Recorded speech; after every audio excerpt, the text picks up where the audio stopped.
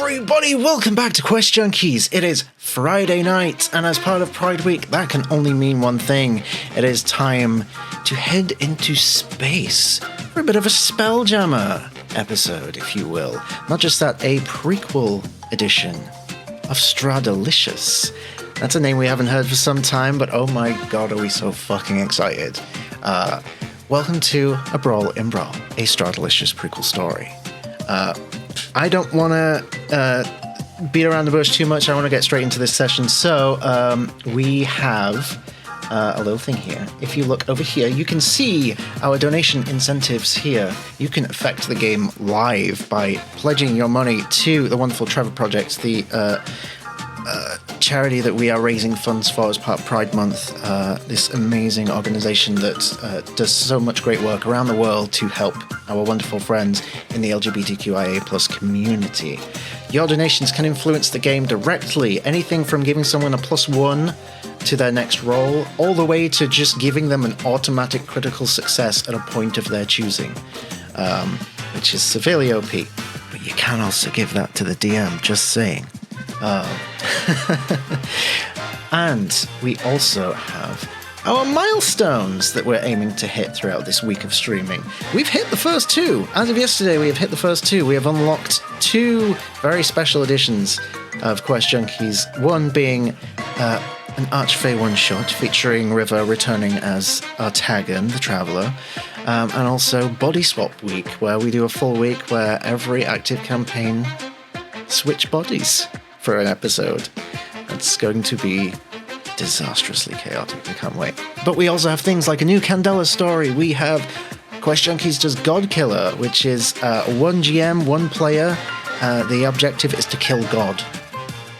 Because, called God Killer. That should be apparent.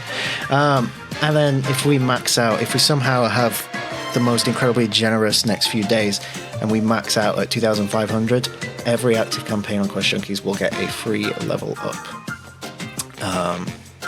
I don't know. Certainly one of this group has had a level up within the last couple of weeks, so that will be interesting if we get that. But enough about that. Tonight is all about one thing: a brawl in Brawl. So let's bring this over to our table. Say hi to our wonderful cast of A Brawl in Brawl. Say hi, guys. Hi, guys. Hi, guys. Oh, look at this colourful display of wonderful friends here to tell an incredible story with us. So, let us quickly go around the overlay. My friends, please introduce yourself. Not your character. We're going to meet them very soon. But please tell us who you are on the material plane and let us know how you're feeling, I guess. Starting with a very familiar face, especially to Strahdalicious, Sky. Oh, we can't hear you, Sky. Ah! Why? Hey, now Why we can. can't you hear me? We can now. Oh, do I just need to get closer? Okay, hi guys. It's me, Sky. You can find me here on Quest Junkies every other Sunday and pretty soon here for more special projects. I am feeling so excited. I want to screech in decimals that the microphone will not pick up and will blow out your ears. I'm so excited. Amazing. We've just had another donation in from Tangelo, I believe. Aw, Tanji. Baal sends his love, XO. You get another +1, so you have a +2 to your first roll. Me? Yeah. Thank you so much. Tangelo. Speaking of, it's the Scottish Geek. Hi. My name is Katie, or Scotty, whatever you want to call me. I am a Scottish variety streamer. I love D&D. I've been playing it for about 5 years and other TTRPGs. And this is my first time on Quest Junkies, and I'm really, really excited. Thank you so much for agreeing to be here. We're really, really excited to have you. You're very welcome. Thank you for inviting me. And continuing around the overlay, is that Bridget? Hi guys, I'm Bridget. I've mostly, for the most part, been here the whole week. Looking forward to So my first time in Spelljammer fun chaos things. So yeah, hell yeah, I'm looking forward to it. And thank you so much for agreeing to do so many of the streams with me. It's not just me with all this chaos. No problem. Appreciate you, friend. And last but certainly not least, one of the most loveliest faces out there, it's C. Hello, I'm C, and I play up rare on Strahdalicious, but today I'm gonna play somebody else. Indeed. And you have some little sneak peeks on the overlay, I suppose, of these characters in question. We're going to meet them in just a little bit. I'm just going to have a little drinky first. Because we're having a feckin' heatwave here in the UK. Alright. With all that being said, let chaos reign indeed. Let's get things started. And the only way to begin is by beginning. So, friends, companions, adventurers, and scoundrels alike, welcome to the bustling heart of wild space, the Rock of Bral. Picture, if you will, a floating city carved from a colossal asteroid, suspended in the velvet void of the astral sea. Here, under the ever-watchful gaze of distant stars, lies a haven for those who seek fortune, intrigue, and perhaps a touch of danger. As our view approaches the rock, we see numerous spell-jamming vessels glide through the cosmos, their sails catching the ethereal winds. The asteroid looms larger, revealing its sprawling cityscape, a cacophony of rooftops, spires, marketplaces. The air is a heady mix of exotic spices, sea breeze, and the faintest metallic tang of industry. In every shadowed alley and bustling thoroughfare, there is a story waiting to be told, a secret ready to be uncovered. Brawl is a place where all manner of folk converge. Pirates and merchants rub shoulders in the busy docks, their ships tethered to wooden piers and floating platforms. Above, the noble and nefarious alike navigate the multi-tiered streets from the opulent mansions of the high city to the rough-and-tumble taverns of the low city. Lanterns strung between buildings cast a warm, golden glow, mingling with the cool light of the moons overhead, most particularly the light of Selûne.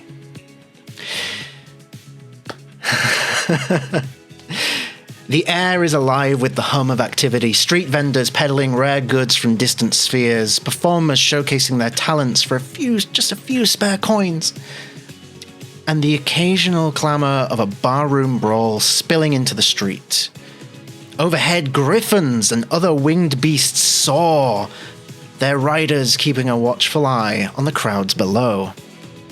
So, my dear friends, gather your wits and steel your nerves, for in the Rock of Brawl, fortune favours the bold, and tonight the stars themselves may witness your audacity.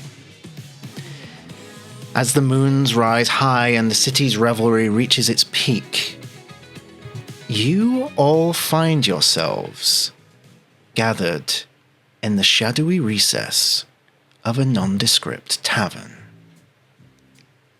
The establishment, known as the Star's Lament, is a favoured haunt for those who prefer their dealings discreet. The wooden beams creak underfoot and the dim lighting obscures more than it reveals. And it is here, amidst the murmur of hushed conversations and the clink of tankards, that tonight's story begins. I'm going to roll a d4 to see who our view pulls in on first.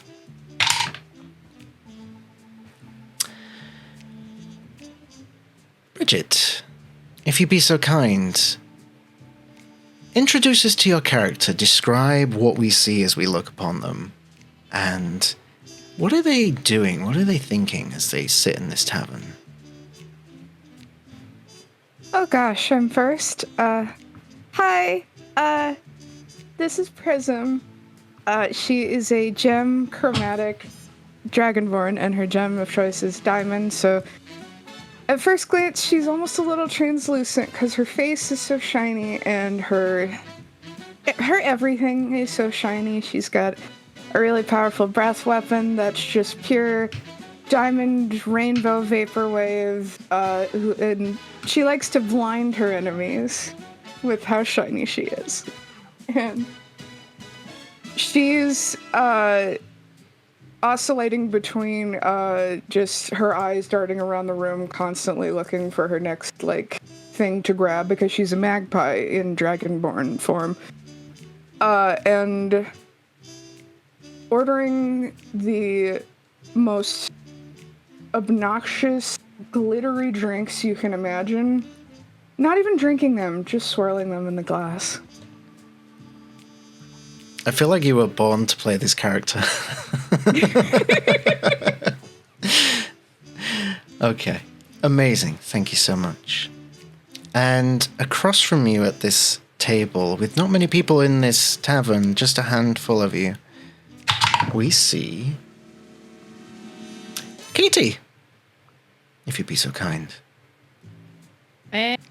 Eileen is sitting up at the bar, very unladylike, with her legs open and her hand on one knee and a massive tankard of the cheapest, nastiest drink in this place in the other hand, and she is glugging it down and looking to see if there's anyone of interest in the bar.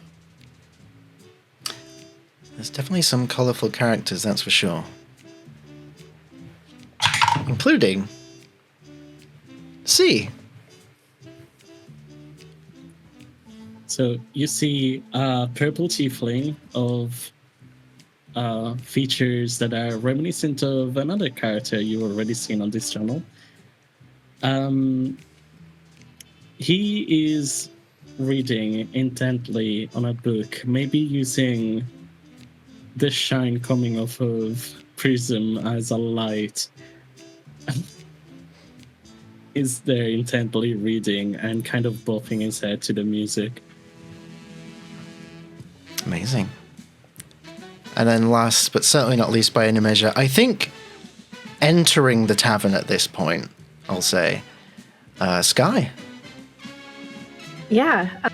I don't really think I need to describe what Ilyana looks like because, hell, a cosplayer. So she walks into the tavern and she walks up straight to the bar and hops up on it, grabs the closest mug and starts filling it herself.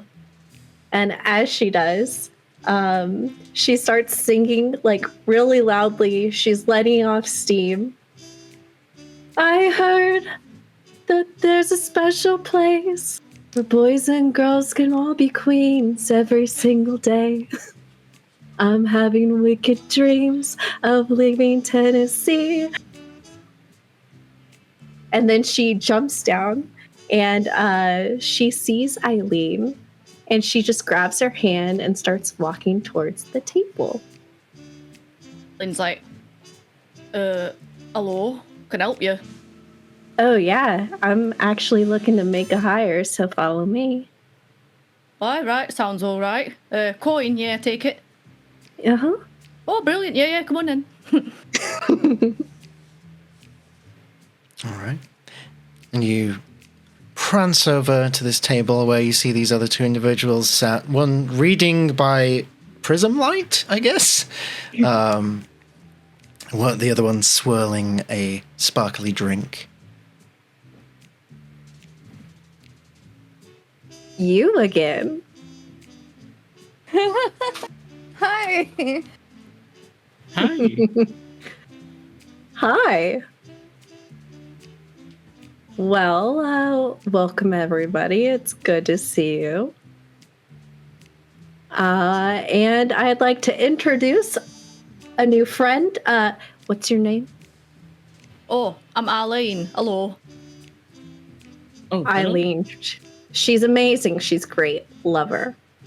Oh, hi. I'm Prism. Nice to meet you. I'm Seaver. You're really bright, and Eileen's kind of like squinting her eyes at you. She's like, Sorry. oh no, it's all right. I'm just, it's a dim pub, and you're just like, oh yeah, hello. It's at this point. Just twirls the drink.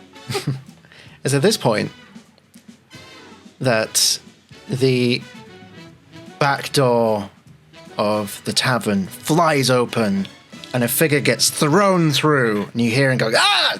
And crashes to the floor. As another figure walks out, sort of brushing his hands off. You see this figure,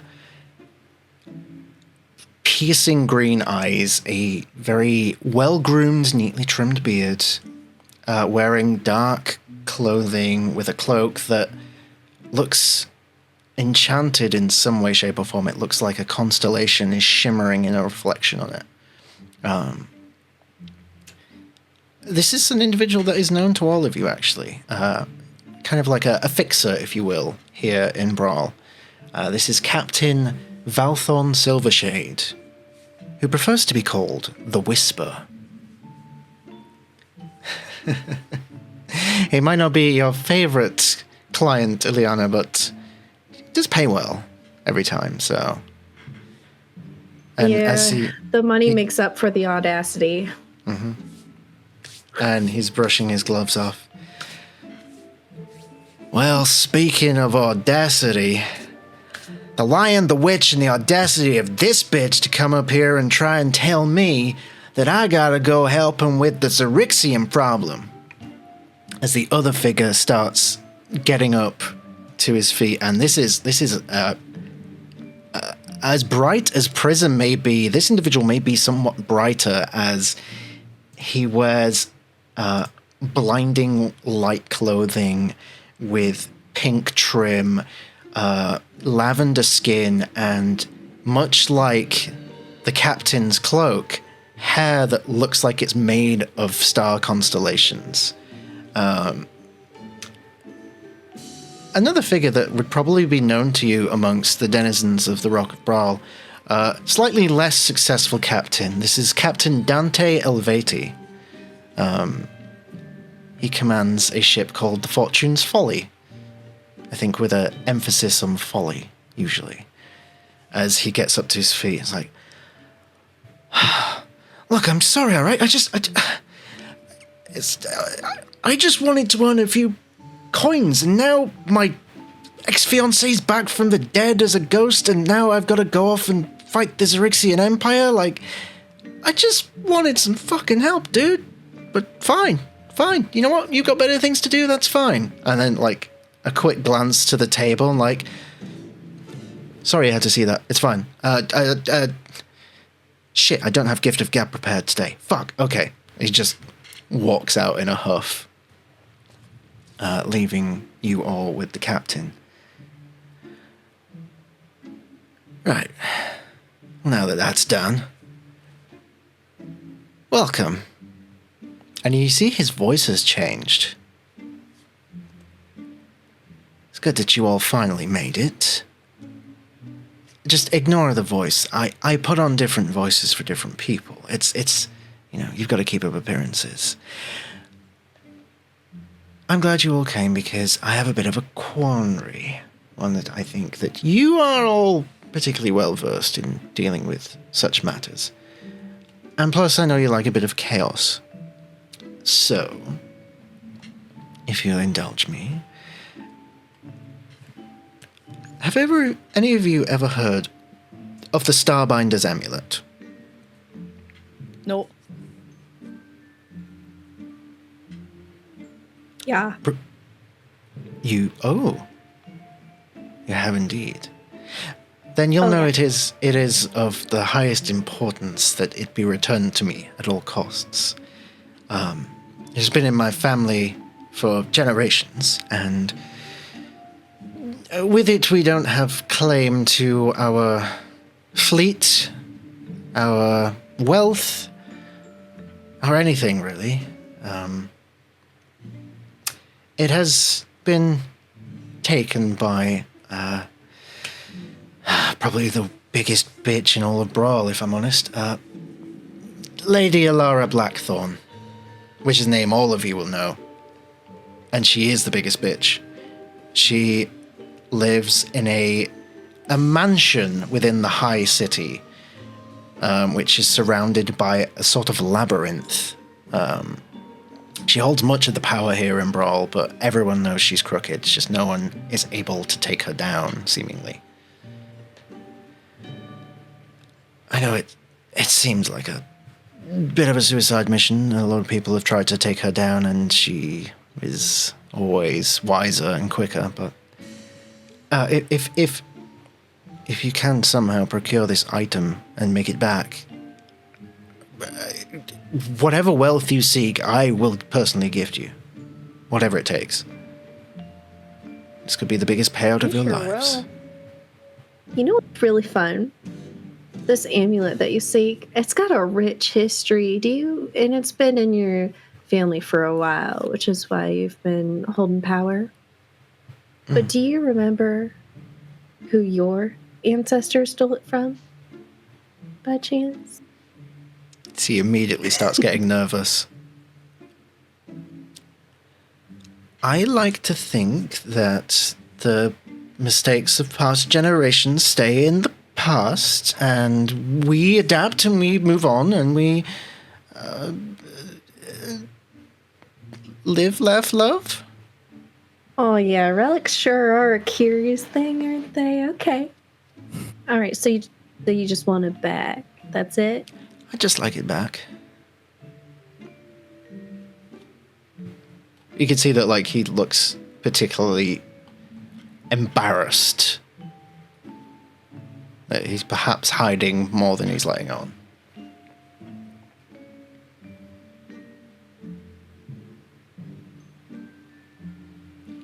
Bridget, you look like you have something and you're biting your tongue. It's such a stupid idea, but can I attempt to be subtle about what I'm going to do? You can certainly try. Okay, I'm gonna roll stealth and see what that gets me. Stealth, okay. It's a 17. While this conversation is happening, she'll see it as kind of a distraction, so like little fractals of light move about the room as she attempts to chew on the ends of his hair, like a cat. Okay, he rolled a 15 on his perception, so... Guy, don't choke. I'm trying not... You're chewing his fucking hair.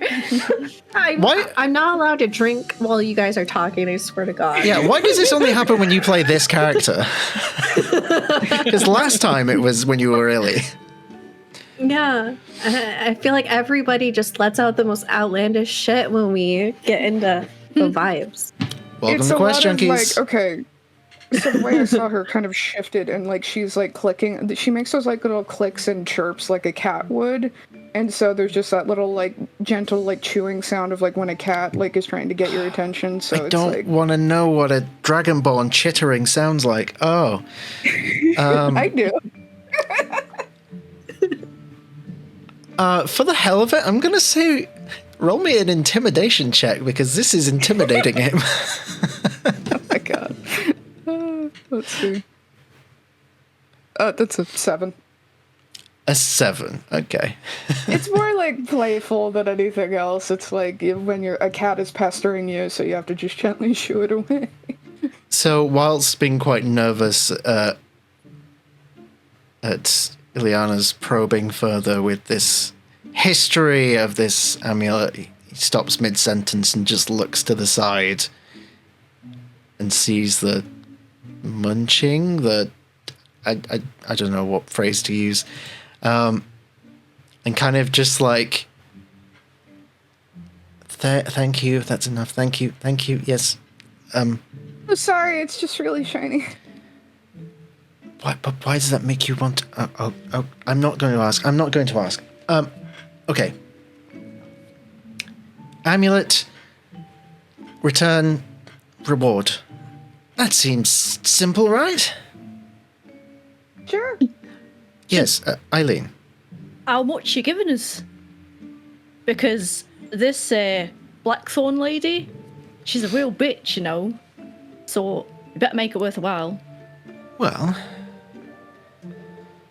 with the amulet returned, I will reclaim our family's treasured lost wealth and fleet, and without it, I think she'll just be a bitch, not in power. So I figure a good portion of my wealth plus hers, and also I'll throw in an added incentive. Since you're there, if you want to do anything to fuck up her life, her possessions, steal from her, I'll happily look away.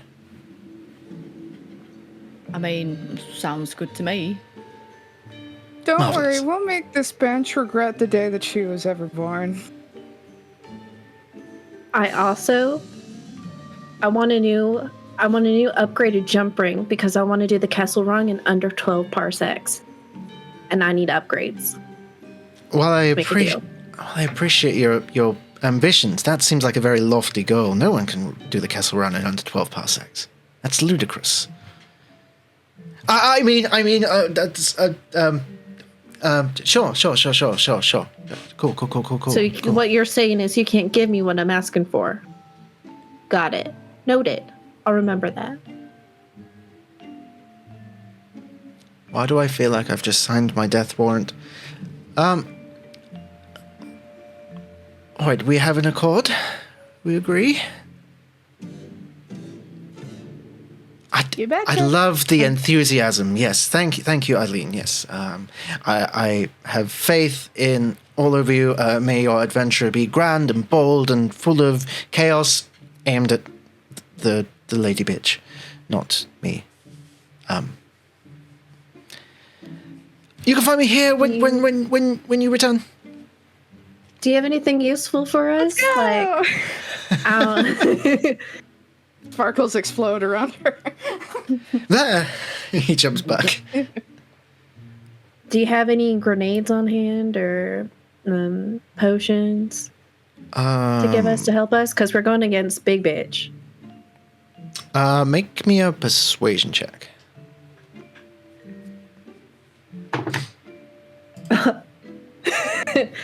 Nope. That's an 8. An 8. Oh, do you know what? I do think I have something. And he pulls out an empty bottle. Oh yes, Dante fucking stole it. Sorry. Noted. I did intend on a gift, but that idiot's gonna go get himself killed anyway. Okay, I'll keep this in mind. How do you know when he's gonna die? Are you Well- a wizard? Eileen like elbows your prison, and she's like, "That's why they call him the Whisper. He knows everything. Oh. Yeah, he even knows your thoughts. So, She's going to whisper because I think the mic won't pick it up. So he is a wizard. maybe he's a lich or something. I don't know. Are you a lich, Mr. Whisper? No? Oh, right, okay. No, he's not. He's not one. I'm going to let you do your thing. This quest is in safe hands. I'm very sure. Keeps like nervously side-eyeing Ilyana as he's feeling very much threatened, and starts to back out of the room towards the doorway. So I'll just you go get him. Turns and runs out. Wait, did he not give us any money right now? That seems a bit weird, did it not? Like a down Precisely. payment or something? Yeah, nothing. No down payment. He didn't even point out where we were going. Nope, nothing. Just says, go Okay. to Big Bitch. If you'll allow it, can I attempt to like pull out my reliquary and like reflect light off of myself and attempt to shine it in his eye as he leaves?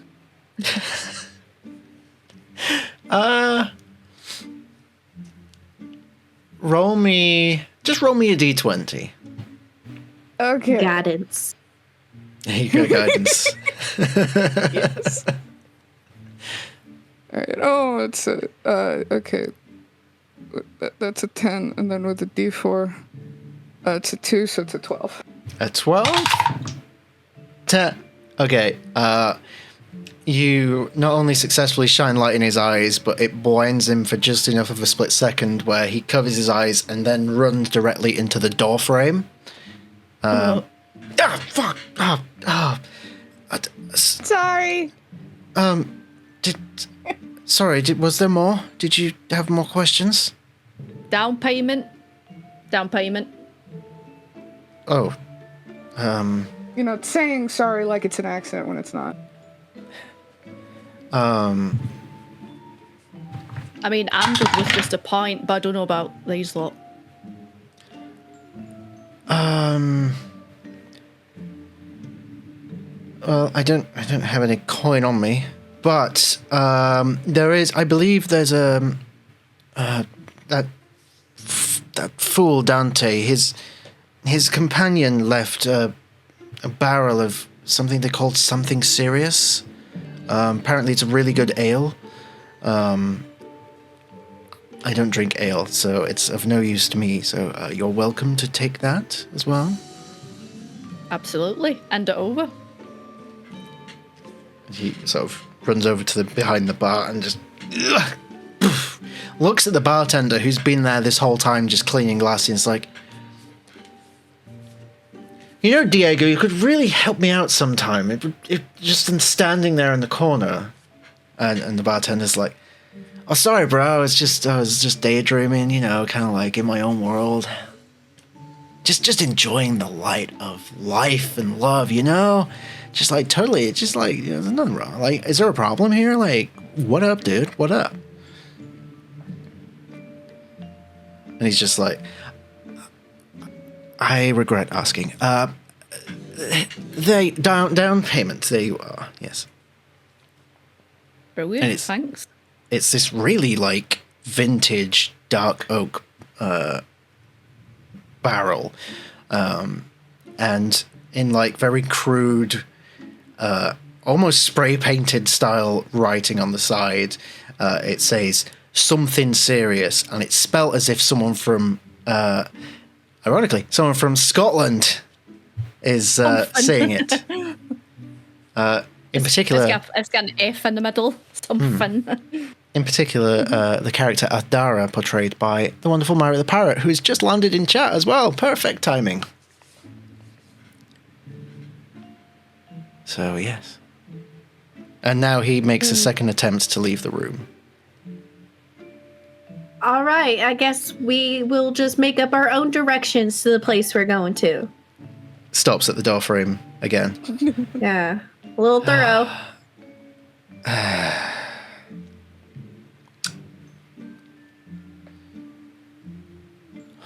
All right. Wow, I got older. Turns back around. Pulls out like a piece of parchment and starts drawing like directions and like a basic map outline. Like, I've never been in the mansion, so I don't know what you'll get into when you get there. But you can't miss it. It's the fucking big mansion in the middle of the high city with the labyrinth around it. So that's as much as I can give you. The labyrinth? Hints? I mean, there's a door. That's as much as I know. I don't even believe it's a real labyrinth. I think it's all for show. I think it's an intimidation tactic. That door reminds me of the babe. Babe. What babe? The babe with the power. What power? The power? Power of voodoo. Hoodoo? Voodoo. You do. Fuck's sake. This is how you know everyone's seen that movie. Yes, 100%. Can confirm. All right, and with that, we will flash cut forward.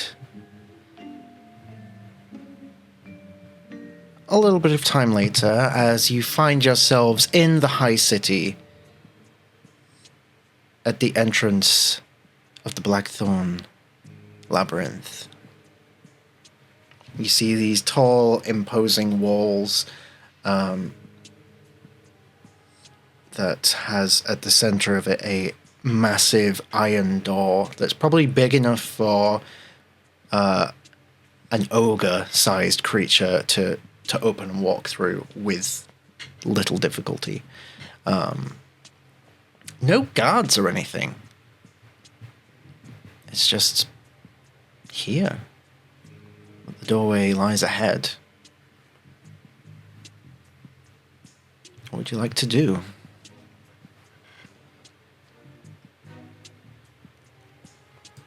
Aim, is it? Well, I'll offer that Day, question night, to yeah. you. Do you think you would have gone straight away, or would you have waited? I mean, we are in space, so Yeah. day and night is a little relative. But if you could wait for a dark hour if you wish to try a more stealthy approach, or But also we're kind of cloaked in that winch Salune's stupid ass moonlight. not to mention Prism's stupid ass light as well. Yeah, but she's not Salune. We'll let it go. I can't wait to see Prism try and stealth. Right? I mean, Stever's also not that good at it.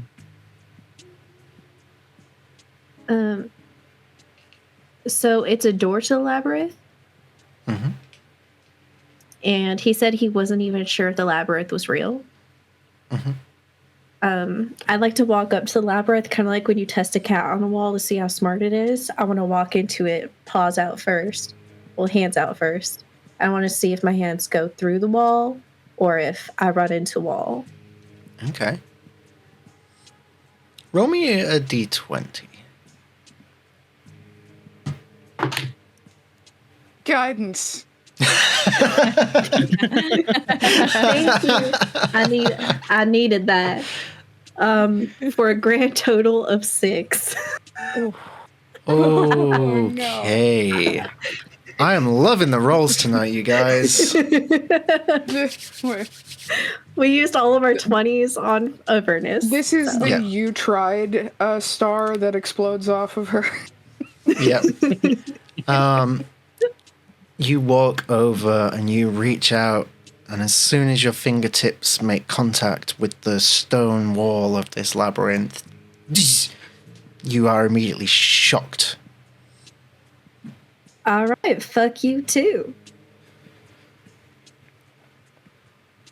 But that was the Walls wall, really- not the door. It was. The door does appear to be made of some sort of iron, so you feel if there is some sort of charge going through the wall somehow, and the door is also likely. Detect magic? You want to cast Detect Magic? Yeah. Okay. You immediately... rather fitting for yourself, actually. Your vision is immediately almost blinded by arcane light as you see that this whole labyrinth structure is coated in what looks like abjuration magic. A protective force field of sorts. And There's it's a at- force field. And it's at this moment, after the shock, a little hatch on the doorway opens, and a set of eyes peer through. What's the password?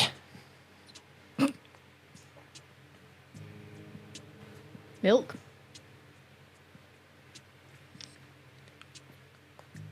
What? Man. Guess? No, the milkman comes on Sundays. I said, what's the password? Guess?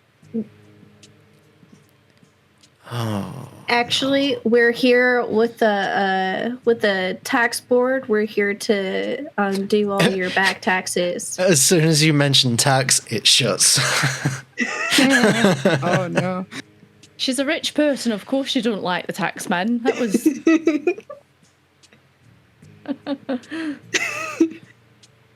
Does anyone have, like, brain magic? No. Yeah, what kind? Like, could we listen to what the answer is inside of his mind? I can do that. She has telepathy up to 30 feet. If we could get him back out here, we could attempt to read his mind. Cause a distraction. Eileen will go and shut the door again. As soon as you make contact with the door, you are sparked with an electrical shock. Yeah, I forgot about that. And the hatch opens again. What's the password? Oh, it's still you guys. Yeah, we've got soy milk, we've got almond milk, we've got rice milk, and then Eileen starts looking at you, Prism, and is like trying to give you a wink. Attempting to read his mind with telepathy, or at least, I guess she would, like, have to speak into his mind to be able to, like, see any, because it's not, like, detect thoughts, it's just telepathy. What does it say in the ability, real quick? It's just an innate thing. It's, she has telepathy up to 30 feet, but I'm assuming it's, like, any language that, like, they might know. Okay. I'll you know what? We'll rule of cool this. I'll rule this as, like, a detect thoughts style of you can read the immediate thoughts that he is having, which at the moment are like, how many different kinds of fucking milk are there? Why can't you just have normal milk? The last one that Eileen mentions is we've got password milk. I don't even know what that is. So I'm gonna go up to him and just tell him, let us in, and cast suggestion. Ooh. Okay. Wisdom save? Maybe even, wisdom save of 15. 15 wisdom save. That is a grand total of 3.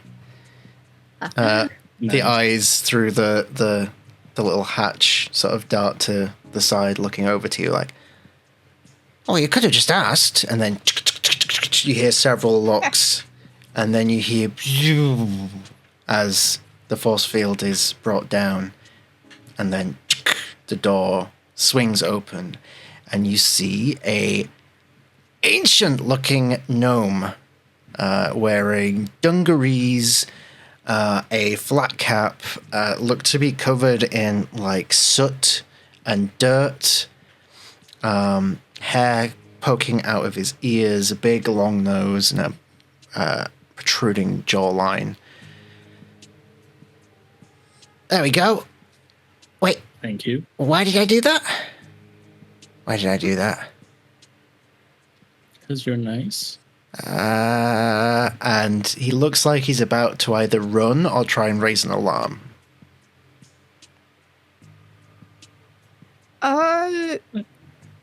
Can she, reflecting light from the reliquary, can she blind him? Oh. Go ahead and roll. Oh. Just a straight D20? Straight D20.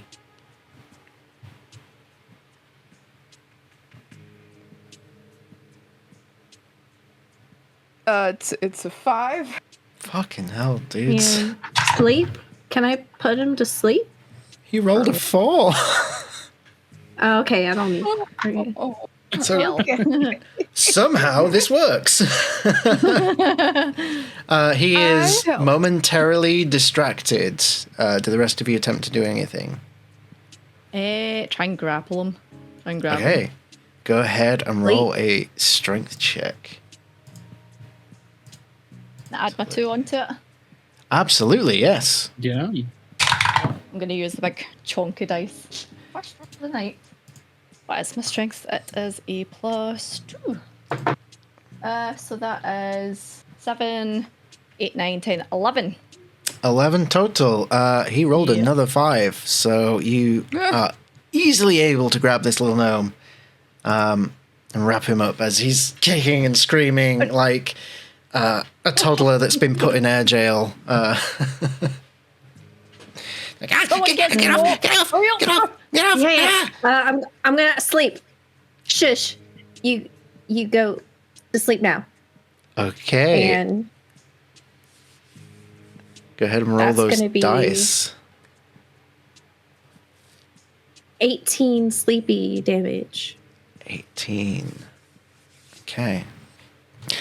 Well, with a grand total of 10 hit points, he immediately goes comatose, just drops and starts pleasantly snoring, shall we say.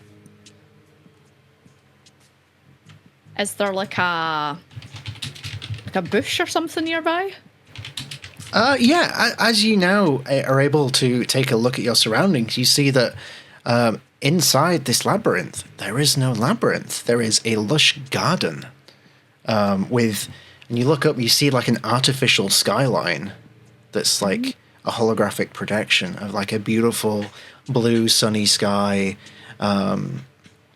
with various different planets and things. It's very beautiful to look at. But it's definitely not a labyrinth. So there is definitely some bushes. I'm going to find a bush and just like tuck him underneath it and hide him. Easy enough to do. Does he have anything on him?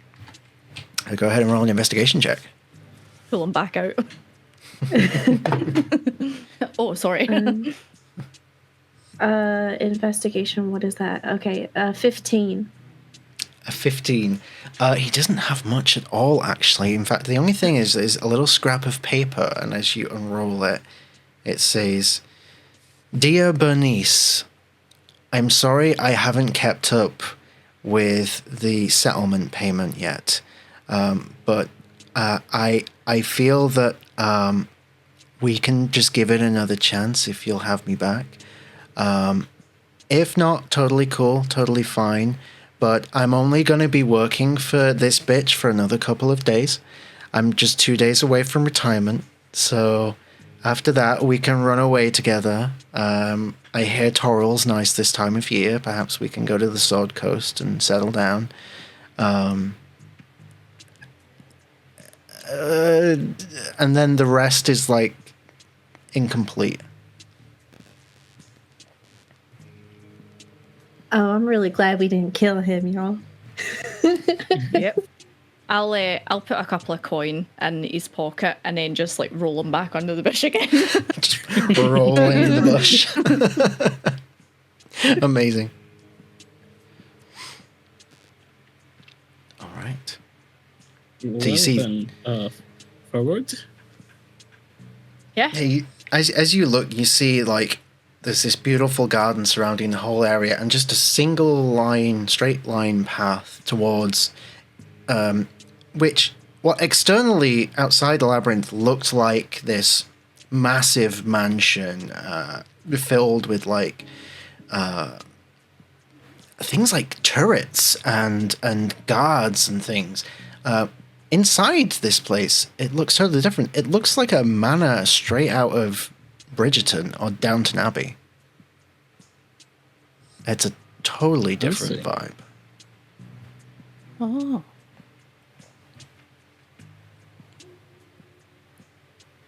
Well, but should we just go, or do you think there's traps or something?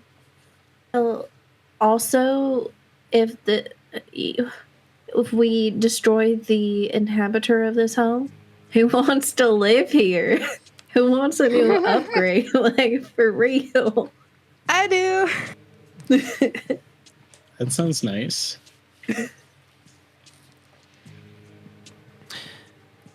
All right. As you make your way down this single path line, you see a running stream over to your right hand side. Like this has been beautifully crafted, this space. It doesn't feel like you're on the Rock of Bral anymore. This feels like you're on a planet's surface. And there's wildlife, and you can't quite tell if it's holographic or if it's real. But there's little woodland critters. It's a very bizarre experience. And as you get closer and closer to the manor house, suddenly a hologram appears. And you see the face of Lady Ilyana herself. Ilyana Blackthorn. Ah, some new contenders. Fantastic. I'd hoped that the Whisper would come through for me. He shall be well rewarded. Now that you're here, the games can begin.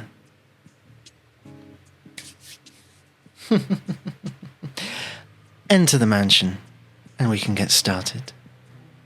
And the hologram vanishes. I'm gonna fillet him bit by bit and turn him into pieces of jerky. Start with the face. I'm so sorry, Eileen. He usually pays really well. I did not expect a fucking double cross. Bamboozled. Hmm. Who's going Alright. first then? Oh, okay. She'll go up and she'll kick down the door. That's the game. That immediate reaction to realizing what you just said is why I love having you on this channel. Oh my goodness. Amazing. You run up. I imagine the rest of you are following. No. No. Eileen's tying well back. Back up. Always Okay. back up. With that being Behind said. it, just Yeah? The backup name, if you will. yeah, just cautiously behind her. Okay. Cautiously behind.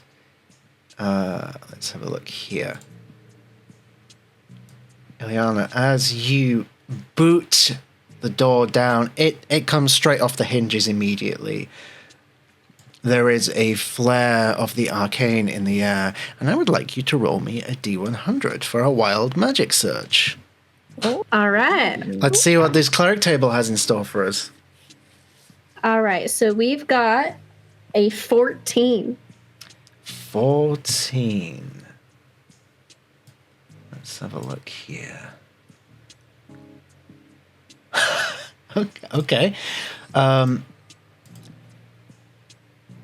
You kick the door down, and nothing happens that you know of.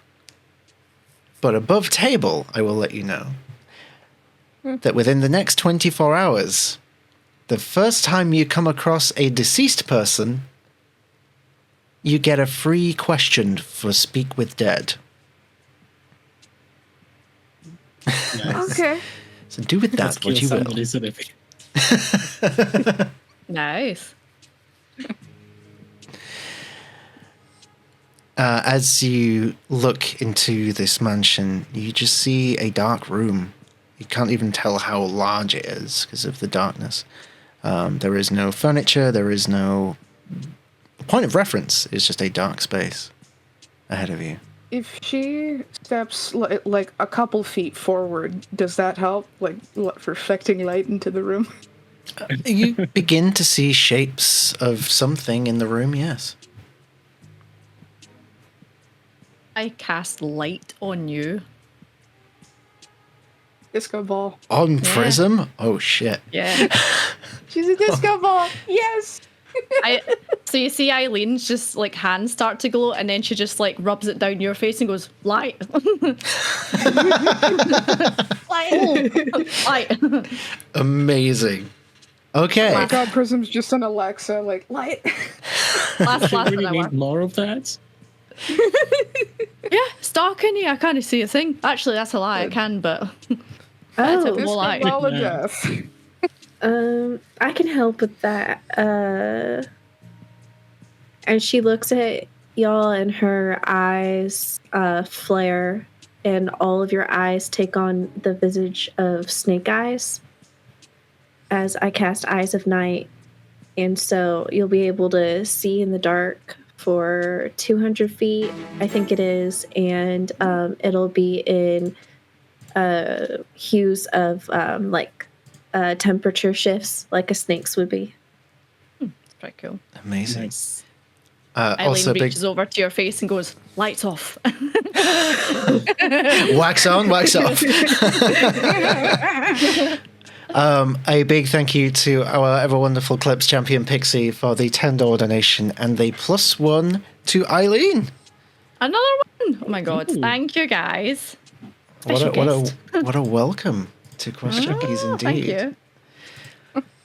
So, with the flash of light which then faded as you all gained this vision in the dark, you now see an interesting setup, actually. You see that it's, for the most part, an empty room, but a large room, almost like an aircraft carrier. And at the far end, you see a red doorway. Simple wooden doorway, painted red. The walls are painted sky blue. The ground is covered with what looks like sand or dirt or something. And there is a white line on the floor ahead of you. And near the red tree, you see near the red door, you see a tree standing alone, and some sort of statue next to it, facing away from you. And as you all look at it, the door behind you mends itself and slams shut, and the head of the statue does a full 180. Welcome to the first game. Hide and seek.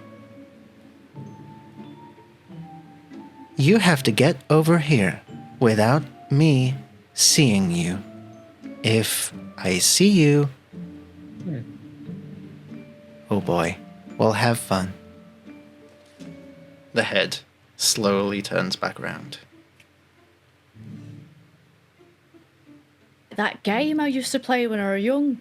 It's like the Wolfie and the steps and the grandma, and then you turn round and you're out. You know. Kind of like, I play that in the morning sometimes when I wake up in a strange bed. You know? Yep. Same. Oh, I've done that before. Yeah. Oh, yeah. Get out of there. Right. Okay. The head finishes turning round and starts to sing this strange song in a strange language, alien, not of this world. Is he Korean? It's Okay, Space fine. Korean. Fun fact, I still have not actually seen Squid Game, so I don't know how accurate I am with this. Neither. No, same. But let's roll some kind of initiative, and we'll see. We'll see how things go. Okay. Initiative +0. Oh my god, what's with my rolls today? It's a 0. A 0. Holy shit! One. Oh no. All right, hang on. Okay, Oh, okay. no. Let's do this properly. 25 to 20. Oh, the silence in the room is palpable. 20 to 15.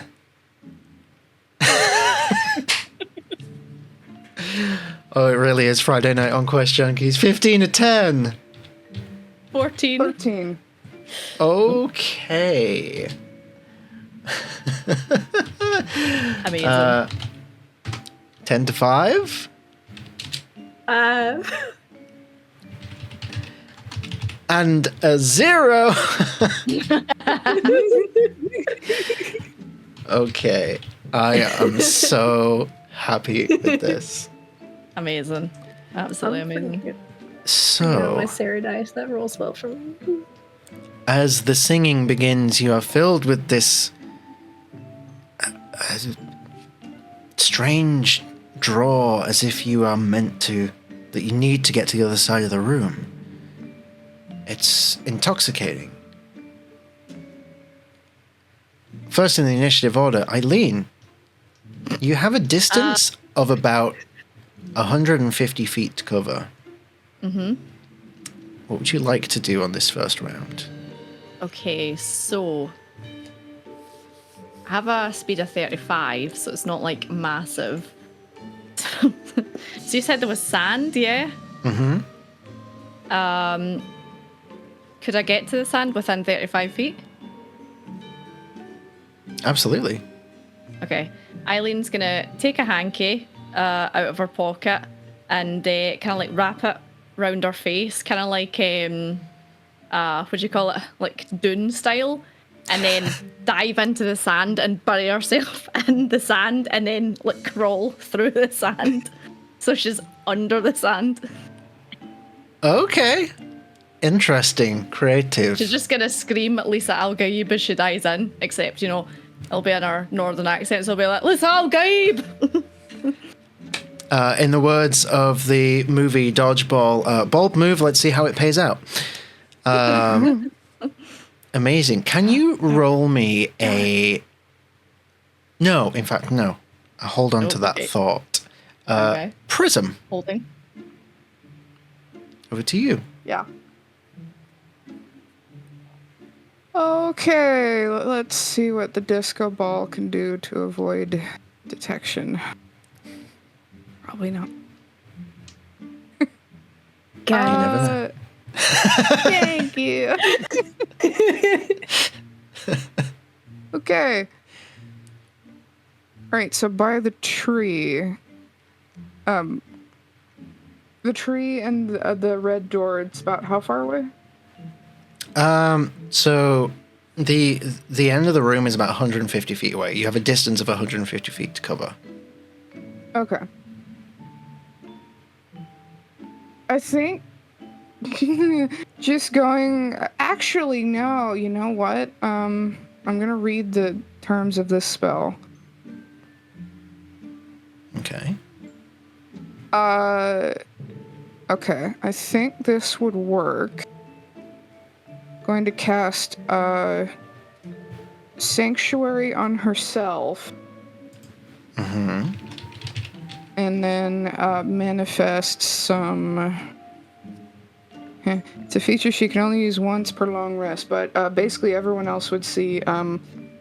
she kind of just rolls her shoulder, and from her back manifests like spectral gem wings, and they're just as translucent and as bright and vivid as her. So she's basically like one of those air traffic controllers now, but with her wings being the directional guides. So she's going to fly. I think it's 60 feet of flying speed. Like, I never know how to calculate these things, but just flying and then having Sanctuary casted on herself and just booking it Okay. as far as she can. Amazing. You definitely cover the 60 feet. And you're flying. You are in the air. That's going to make things very interesting. Okay. Okay. With Sanctuary, just there. Oh, yes. Absolutely. Ilyana. Technically, I think this thing is a foe. And I can cast blindness on foes. So I'd like to try to blind the statue. Interesting. Guidance. You are 60 feet away. Damn. Well, guidance. Oh. I'm not.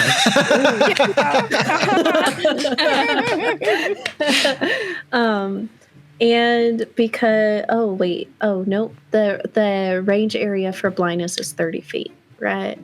Oh. Ooh. I'm gonna starlight step 30 feet closer, and I'm just gonna hold on to that blindness so that when I do it again, hopefully we can get that a go. Okay. So holding your action. Good to know. Mm-hmm. Siva. All right. How big is the room? It's a hallway, right? It's like it's like an aircraft carrier interior. So across from you, it's about 150 feet. Width-wise, it's probably more near a 200, 250. It's a big space. Right. Then I'm gonna cast darkness on it. Okay. And just a sec. I can't find it. Where is it? I think it's 15 feet. Is it 15 feet bubble? Yeah. Yes, 15 feet bubble and a range of... What's the range on darkness? Why can I not find it? Let me see if I can find it. There it is, finally, 60 feet. 60 feet, okay. So, is it too far? So are you where are you attempting to cast it? On the statue? On the statue, yeah. The statue is 150 feet away. 150. All right. So, well, I guess I'll just cast it as far as I can. So 60 feet from me. Can I move? Is it looking right now? No. So I can't move 30 feet and cast. All right. So I'm gonna move my 30 feet and then cast for the remaining 60 feet. So a 15-foot bubble of darkness will appear 30 feet away from the statue. Yes. Okay. Good to know. I'd like everyone to make me a performance check. As the statue's head turns round, let's see if you can stay still. Prism, since you're flying in the air, please do so at disadvantage. Ooh. Even with disadvantage, that's 17. Holy shit. 8. Okay. With my +1, it's a 16. 16, okay. Ilyana? 16 as well. 16 as well. Okay. The head snaps round. And even through this magical darkness, you see these beams of red energy that spiral around the room and then stop at a point. Looking directly at Siva, you see 2 red dots on your torso. I'd like you to make me a dexterity saving throw.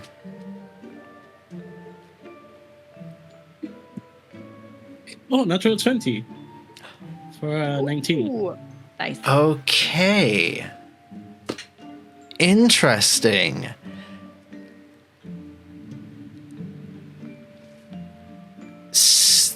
You stand there waiting for something to happen, and the first thing you notice is that the ground beneath you begins to just move ever so slightly, like something's beneath the surface.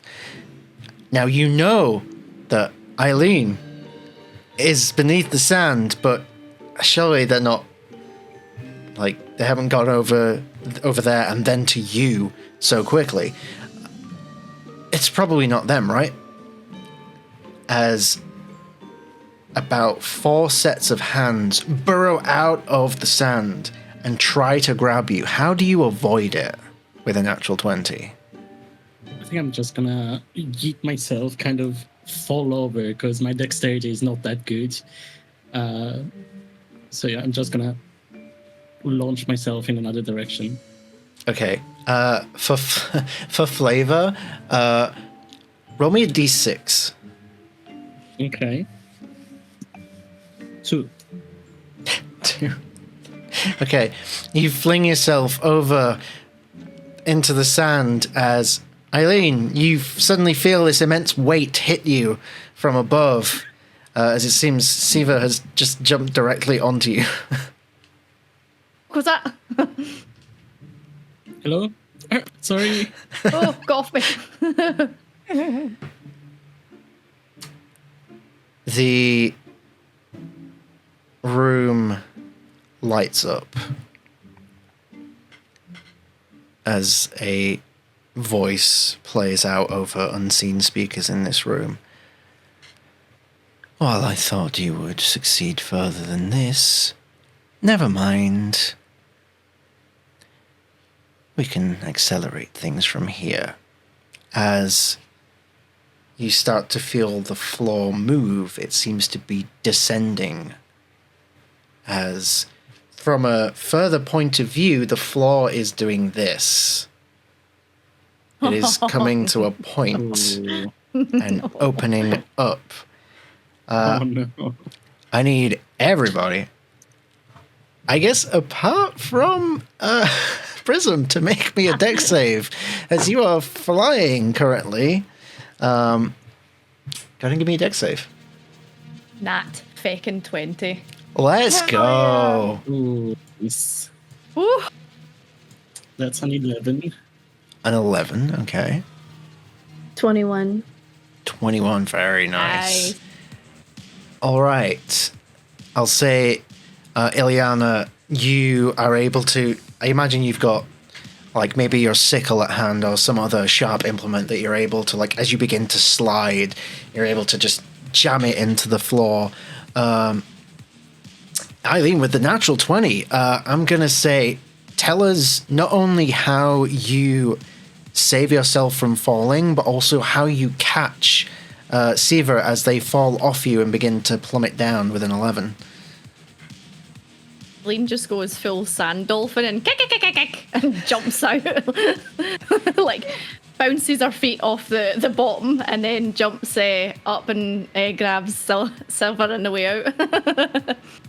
Amazing. And you're hanging on as the floor continues to open up, and you just hear this maniacal laughter over these speakers.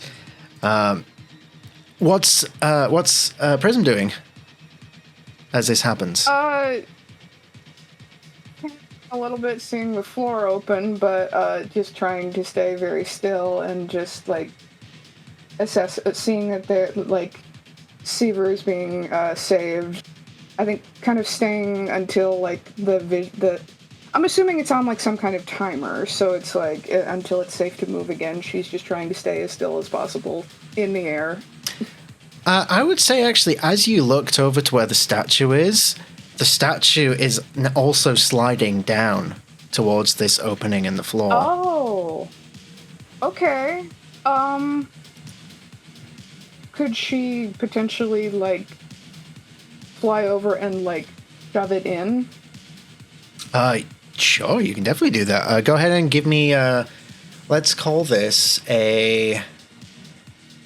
for shoving, roll a d20 and add your strength modifier.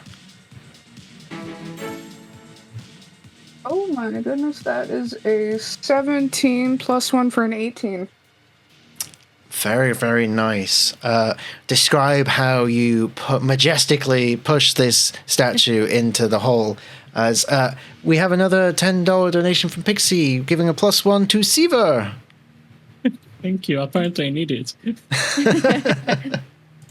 Let's see. Her wings kind of flatten out, so she glides like toward the enemy, and then they like arch back a little, so she's like in a dive, basically like dive bombing it, and then just reaches out and with like a very squeaky grunt, just and then the statue falls forward into the descending floor, and she waits to make sure it like cracks. Is no more. Okay, you see it drop and vanish, and you're waiting to hear the crash, and you don't hear it.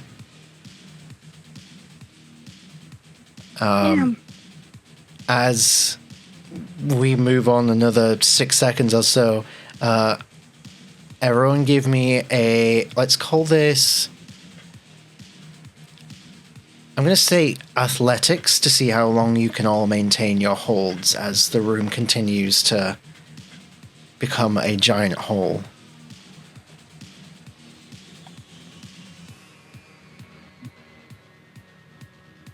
Well, that's a 12 with the +1 from Pixie.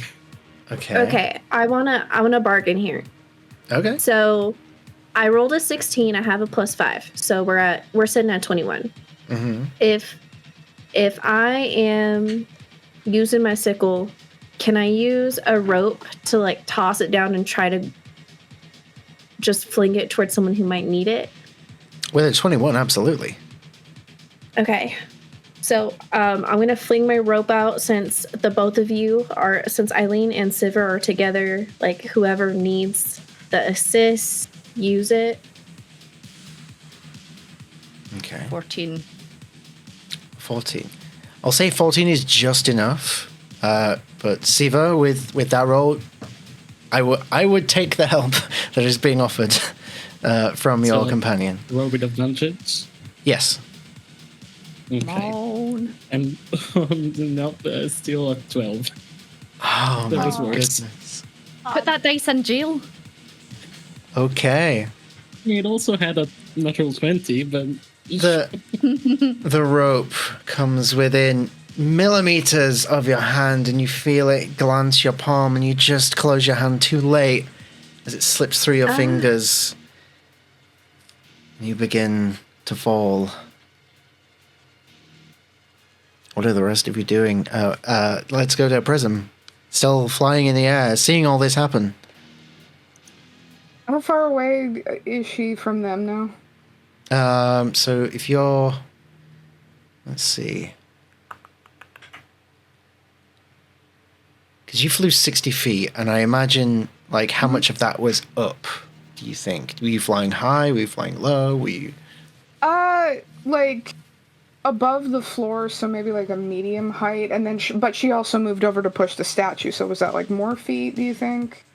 Yeah, so you would have dropped down to push the statue because the statue had begun falling down. So I'd say from where they are currently... You know what? Give me a fate roll. Yeah. Give me a D100. Okay. This seems like a good opportunity to do this. On a roll of 60 or higher, you will be able to be within range to potentially rescue someone. It's an 11. Holy But I shit. have another idea. Okay. Make us Look at this. guidance from... The flying speed of 60 feet, can I essentially take a dash action to, like, double that to 120 feet? You certainly can, but by using your action, you will not be able to use your action to do something. So... But I might have a bonus action. What's the bonus action? Okay, I don't. And the floors, I have another one. Wait, like, the floor is opening up. Can she attempt to go, like, follow the opening, but, like, fly into it? And, like, see if she can see where Seaver's, like, falling in the opening? Try to follow him in. certainly, if you want to go into the hole first, you're more than welcome to do so. I'm diving into the hole. And since you rolled an 11 on that fate roll, we got to add a complication to that. You all start to hear an alarm blare, and I think just before you dive down to fly, you look up and you see that the roof is descending.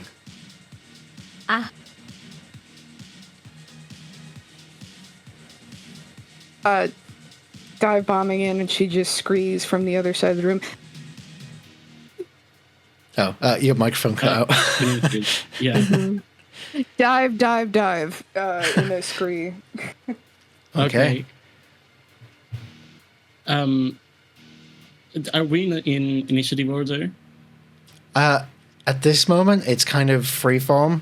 It's not technically initiative, so if you'd like to do something, you can. So, is it? I'm assuming it's dark in here, but if Prism is coming down, is there light kind of? You do have. Well, you have the dark vision gifted by Ilyana. True. True. Does dark vision make me able to read? basically, I want to pick up a book of mine and cast one of those. It's falling to your death, but you got to finish this anime chapter.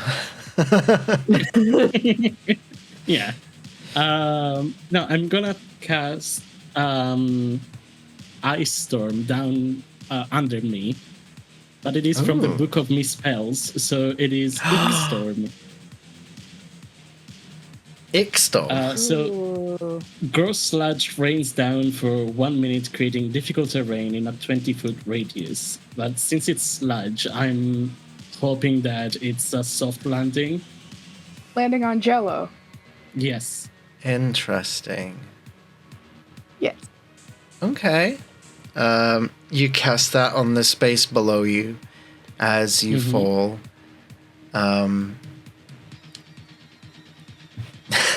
The fun thing about this is, as you were already falling before it was apparated into space, you are falling at a higher velocity, so as it falls, you will fall through it. So, with an interesting feeling taking over your entire form as you essentially bullet your way through this sludge. So I'm gonna die dirty. I thought you said I'm gonna die. That's all I've done. Okay. What are the rest of you doing? Flashbacks to the greased up hole. Uh-huh. Yeah. It's something that keeps following us, isn't it? Right.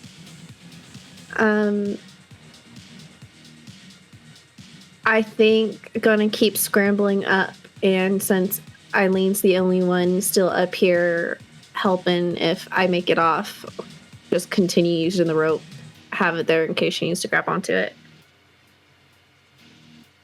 Okay. Still just following after, trying to like determine what direction he's in and then accelerate it. Charting a course to save Seaver. Okay. Plotting your intercept course. Eileen, you are holding on, but you feel the angle getting steeper and steeper. It's going to get more difficult. Would you like to do anything? Well, Eileen's gonna use the momentum of the slope then. She's gonna get her shield off her back, put it in front of her, sit on it, and ride it down. Oh, sick. Okay. Yes! She's gonna sledge into the hole. So, Ilyana, as you get your rope turn ready. to Ilyana and be like, come on, hurry up, then. We're choosing to die. We don't know. Okay. We're choosing to fall? Yeah, we're going in all. Actually, I'm gonna grab your leg as I go down. Okay, all right. Amazing. Oh, God. The second time in probably as many weeks that we've had a tobogganing reference on Quest Junkies. Yeah. One by one, you are all, some willingly, falling into this hole and diving down. I can't not. You guys are diving.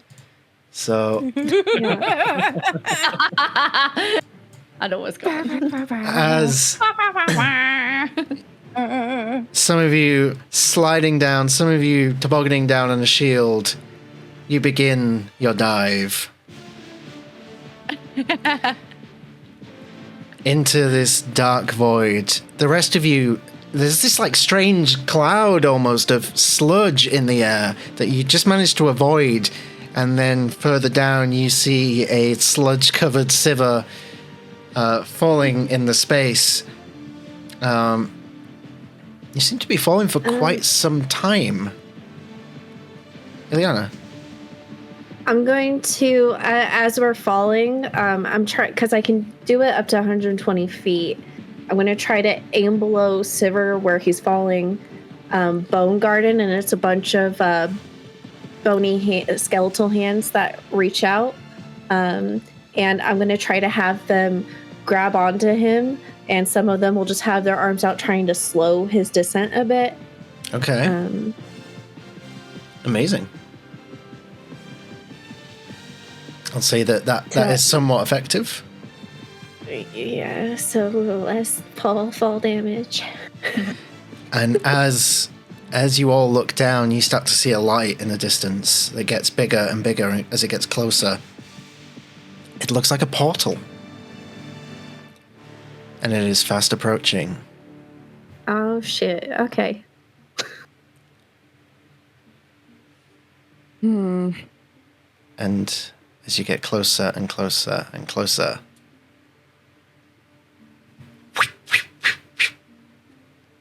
the four of you drop through the portal.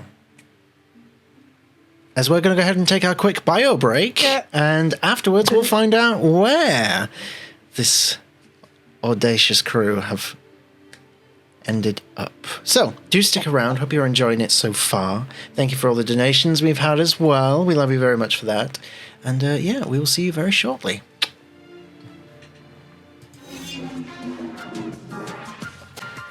And welcome back, dear friends, to Quest Junkies, a Brawl in Brawl. We rejoin our adventurers as they have just plummeted through a portal, taking them somewhere. And as you fall through it, your descent slows all of a sudden, and you land softly on your feet in this empty space that looks like you're definitely somewhere else. Everyone make me a quick perception check. Should there be a music patch? There is There we now. go. 11. Okay. 21. 21, very good. 15. 15. Sky, I know that face. Another not one. Holy shit, Sky.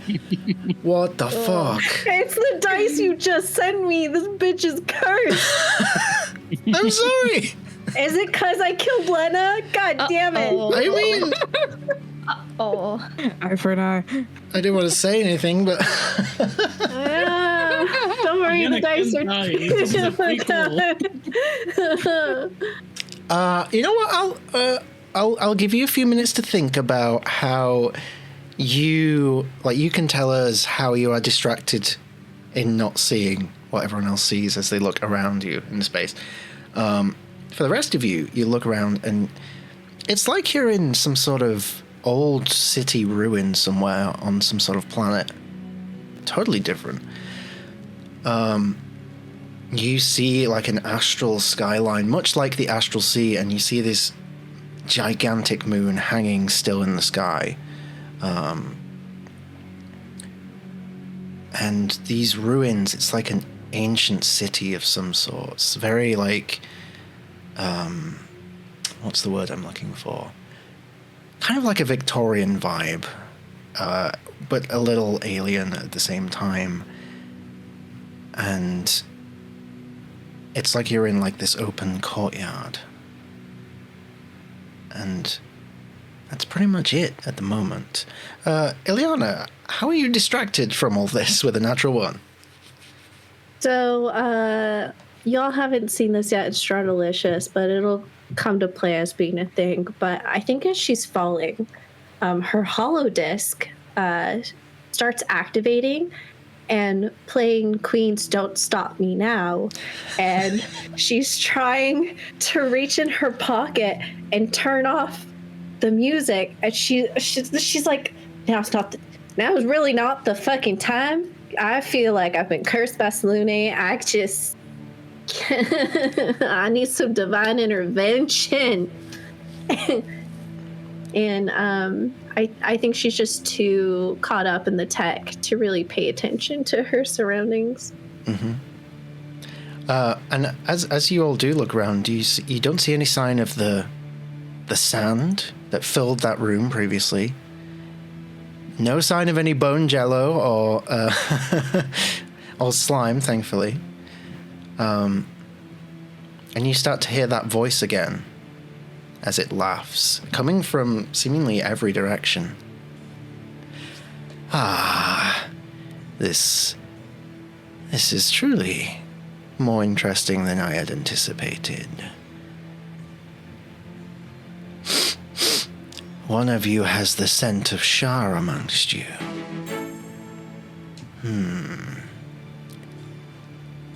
This could be very fortuitous for us. And I just see the donations. Eileen, is that a +1 for me? Yeah. Okay, cool. So that'll go with the +3 that I got earlier from Bridget. So I have a +4 in the bank. That's amazing. Thank you. We also have a +1 from Ash for Ilyana. So that'll help that next roll. Maybe it'll be a 2 instead of a 1. Brutal. Thank you, guys. So the voice continues to speak. I have always wanted to taste what a Sharling tastes like. I bet it's almost like dark chocolate. A little sensual, a little bitter, but all round a pleasant experience. And the voice begins to get more monstrous and animalistic. Monstrous, you say? I mean, depending on what part of me you want to eat, I could be down. That's what healing magic's for. You begin to feel the ground quake, and you hear a thud. Doof, doof. What sounds like large footsteps, as from around a corner, this large, monstrous form begins to come into view. A mangled, twisted form of rot, decay. It looks nasty, and around it flickers some sort of arcane energy, like a beast stalking its prey. Eileen, you've heard about this creature. In fact... Oh, I've heard of this creature. I knew bringing you on this session would be good. Not only have you heard about this creature, this is actually something you've been looking for, because you know there is a large bounty on the head of this creature.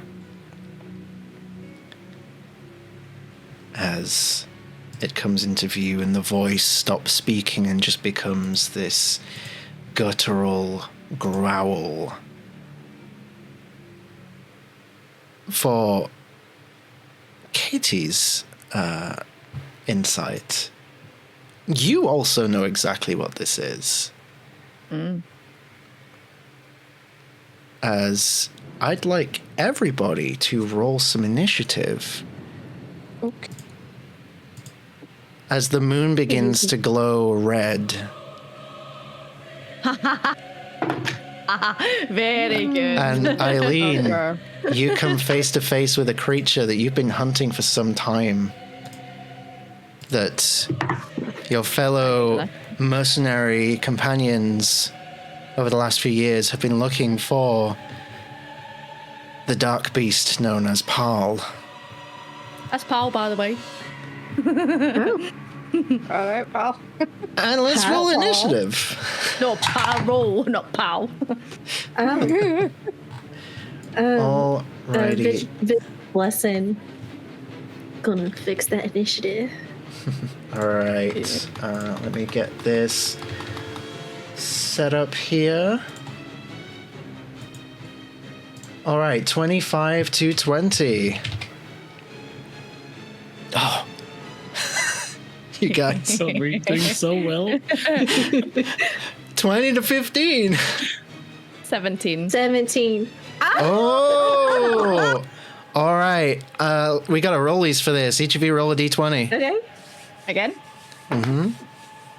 Natural 20. Hey! Alright. Fucking wasted. So we got Ilyana, then Eileen. 15 to 10. Oh, guys. Oh, brutal. 10 to 5. 7. 8 and 7. Okay. Okay. Prism. Fuck's sake, guys. This is great. Okay. So, at the top of the initiative round, we have the Dark Beast. Let's have a look here.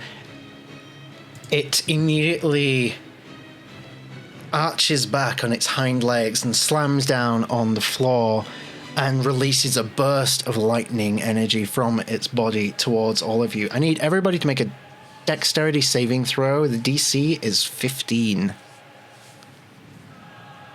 That's strong, so.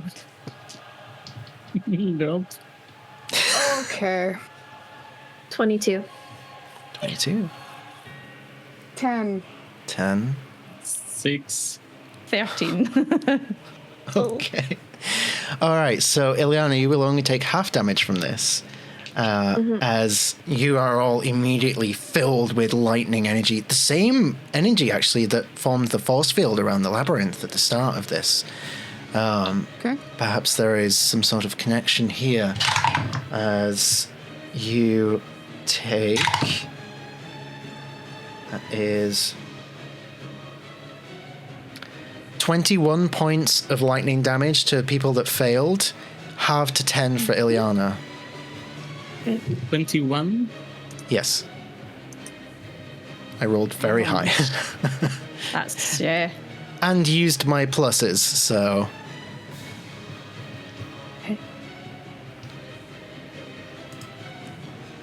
And with that, it just sort of like brushes its front claws against the ground and readies itself for what comes next. Which now brings us to Ilyana. You see this monstrous form ahead of you, and it's just hit you with this lightning that you're able to shrug some of it off. You've seen people flirt worse. I mean, I like my lovers a little cleaner, a little less rotty. She's gonna cast Twilight Sanctuary, and everybody within a 30-foot radius is going to add 9 temp HP, and if you get any charmed or frightened effects, you can brush those off. If you stay within 30 feet of me, you'll keep getting temp HP at the top of each one of my rounds. And then as I'm going to use my movement to kind of strafe away so we're all not in a convenient location for an attack, and I'm going to pull out my laser gun. Yes. And get that bitch activated, and it's charging, and that'll be my turn. Alrighty. Welcome on into our Raiders from the Eldritch Podblast. Hope you had an amazing stream, dear friends. We are in the midst of some sort of Lovecraftian encounter of sorts. This was supposed to be a harmless Spelljammer adventure, but we'll see what's going on. Yes, welcome on in. Hope you can stick around for a fun time. We are raising money for the Trevor Project. If you feel so inclined, please help us with even just a $10 donation. Can influence the game. You can help these guys defeat this evil creature, or you can give me some pluses to my rolls. You know, we can have a fun time. Just saying. Enough already. You know, if you want to help out this DM here. Look at the state of you. Don't do it. Amazing. Okay, that will bring us to Eileen. Okay, I'll do my bonus action first then, and I will cast Spiritual Weapon, and it's gonna pop up like a massive Kirk hammer, and it's full transformed effect. And I'll pop it pretty much like right next to it if I can. It's get 60 feet, so Yep, definitely. I don't know how close the beast is. Yeah, is that okay? Yeah, it's about 60 feet away. Cool. Cool. Right, I've never used spiritual weapon before, so do I use this on the same turn, or is it next turn I use it on? Same turn. Same turn? Same turn.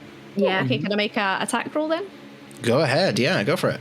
Perfect. And do I add any dispel stuff to this, or is it just a see if it hits kind of thing? It's a see if it hits kind of thing. Well, it's a 19, so I hope it hits. A 19 meets it, beats it.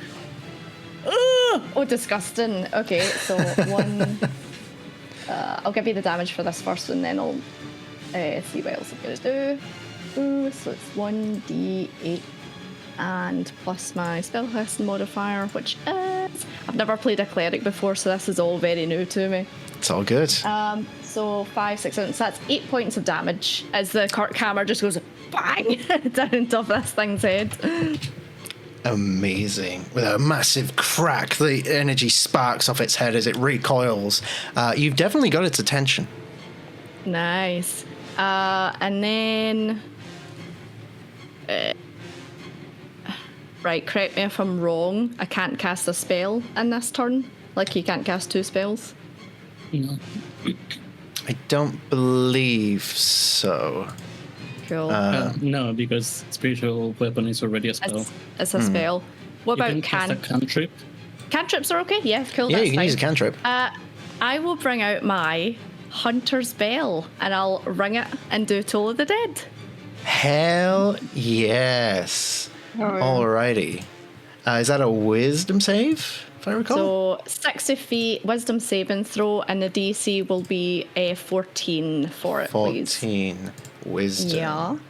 Let's see. Is this creature wise? It's not the wisest, certainly. Marked. That is an 8. Oh, nice. So it's going to take... Let's see, it's another D8.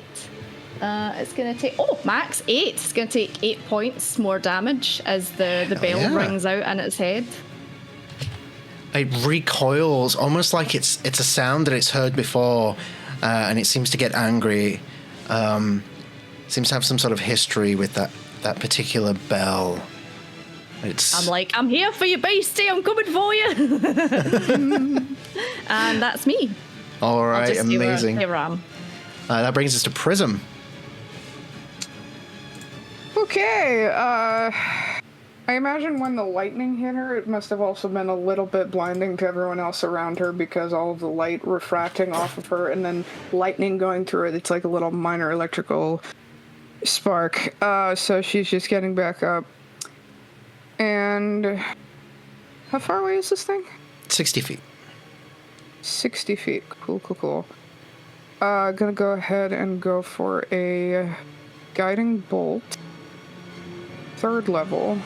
Okay. My action.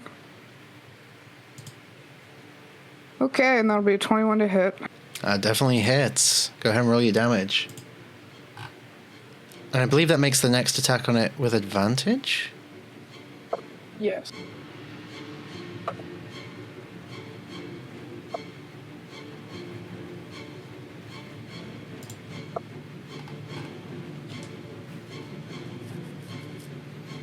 That'll be 19 total points of radiant damage. Oof. Okay. And bonus action, spiritual weapon.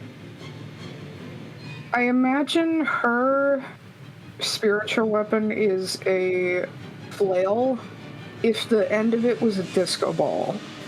Like a spiky disco ball that swings and whacks people with. So that I'll summon that spiritual weapon as well.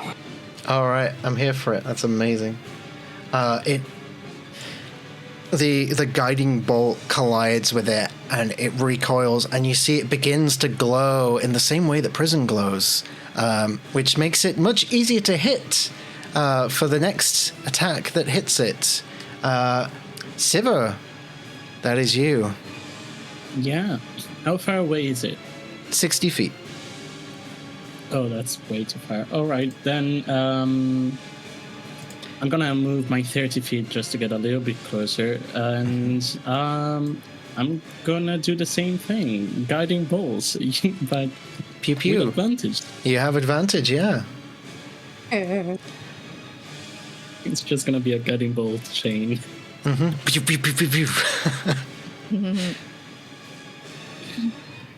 damn it! The advantage didn't. So they're both 6s, so that even with a +7 doesn't hit. Oh my goodness. And that is it. I'm just gonna pick up my book and try to see if I can find some spells, but that is my turn. Okay. The guiding bolt just it's on target, but the dark beast sees it coming and manages to duck to the side so that it careens over its shoulder, which will bring us back to the top of the round. Can I have someone roll me a D100? Sure. Okay. 20. A 20. Okay. This is probably good for you guys. Not good for me. A wild magic surge is triggered at the start of every initiative order. With a 20, with a 20 on the cleric table, because the top of initiative order is the dark beast, this wild magic surge happens to him, and at a 20 it says enemies within 60 feet, which is all of y'all, regain 1d12 hit points. So Bridget, go ahead and roll me a d12. Amazing. 11. So you all Nice. take 11 points of healing. Hey. Healing Back to damage. full health. So Paul looks a bit pissed off about this.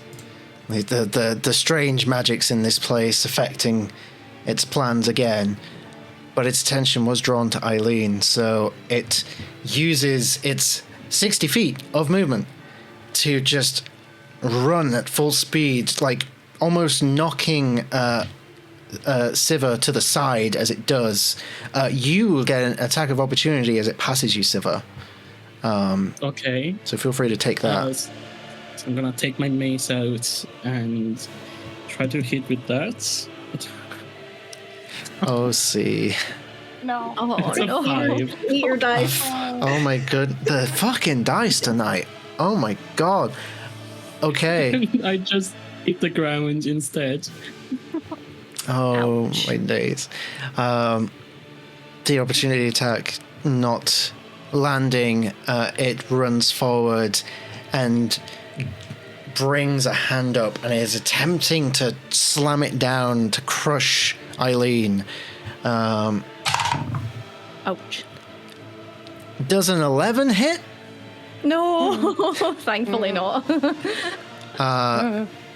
Describe how you dodge this impending claw attack as it slams down onto the ground.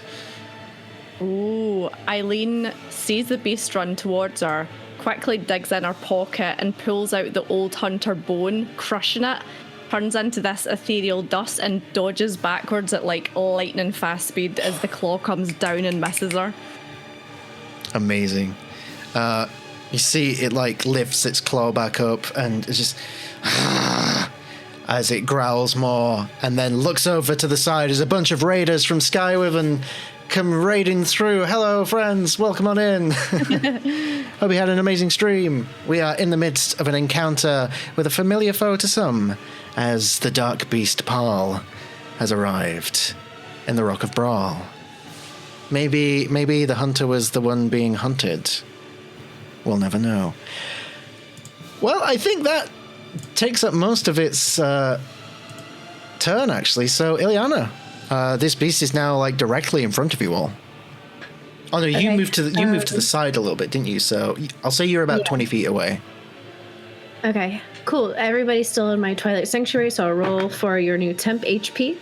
That'll be 7 temp HP. It doesn't stack, right? Doesn't stack. It does now. not stack. Okay. Let's So see. does it get replaced? It gets replaced. Okay. Gotcha. Okay.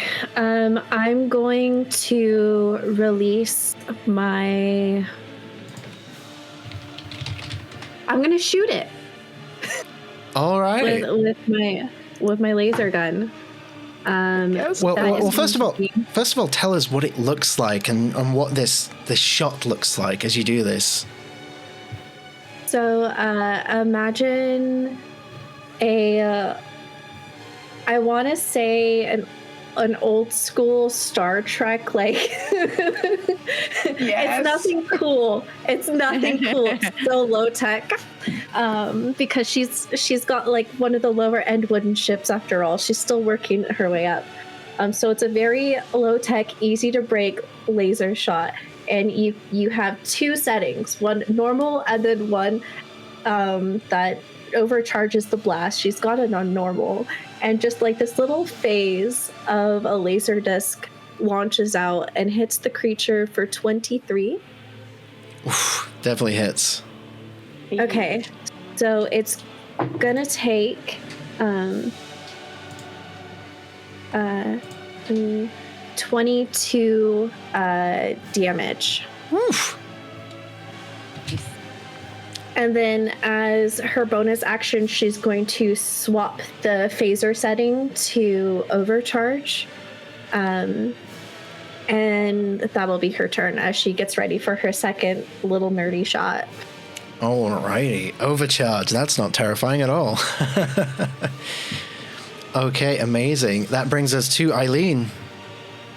Okay, so this thing's landed in front of me. Okay, question. I want to use my item that I have, so the Staff of Withering. Yes. Now, it reads on a hit. So does that mean hitting it with a staff? Or does that mean like hitting it with a spell with the staff? Because it's not too clear. It says Interesting. on a hit, it deals as a normal quarterstaff and you can expend one charge to do extra, blah, blah, blah, blah, blah. So to me, that sounds like it's when you use it for a melee attack. That's what I thought. Now, I'm a really cool DM. This is a cool space one shot. Fuck it. It applies if you cast spells with your staff, then we can say that it applies to that as well. Why not? Do you know what? Eileen is probably just going to try and smack it in the face with his staff. Perfectly valid. Because the end of the staff is like a hand, so she's just going to try and slap it across the face. Hell yeah. So I'll give it a roll. Let's see. This is one of 18? those. This is one of those speedrunning techniques that only the professionals use. Yeah. 18. 18. 18 will just miss, unfortunately. Damn. Did I add anything onto that, or is it just a roll? Hang on. Where is your character sheet? You would add. Let me just check. Okay, because that could tip it over to. It could. I'm just loading up your character sheet now to double check. No problems. Yeah, because it doesn't say but I thought the way I read it, it's like you smack the creature with it. So what did you roll on the dice? 18. 18. So it's an 18 plus 5. Oh, that'll do it then. That will definitely do it. Yes. Okay.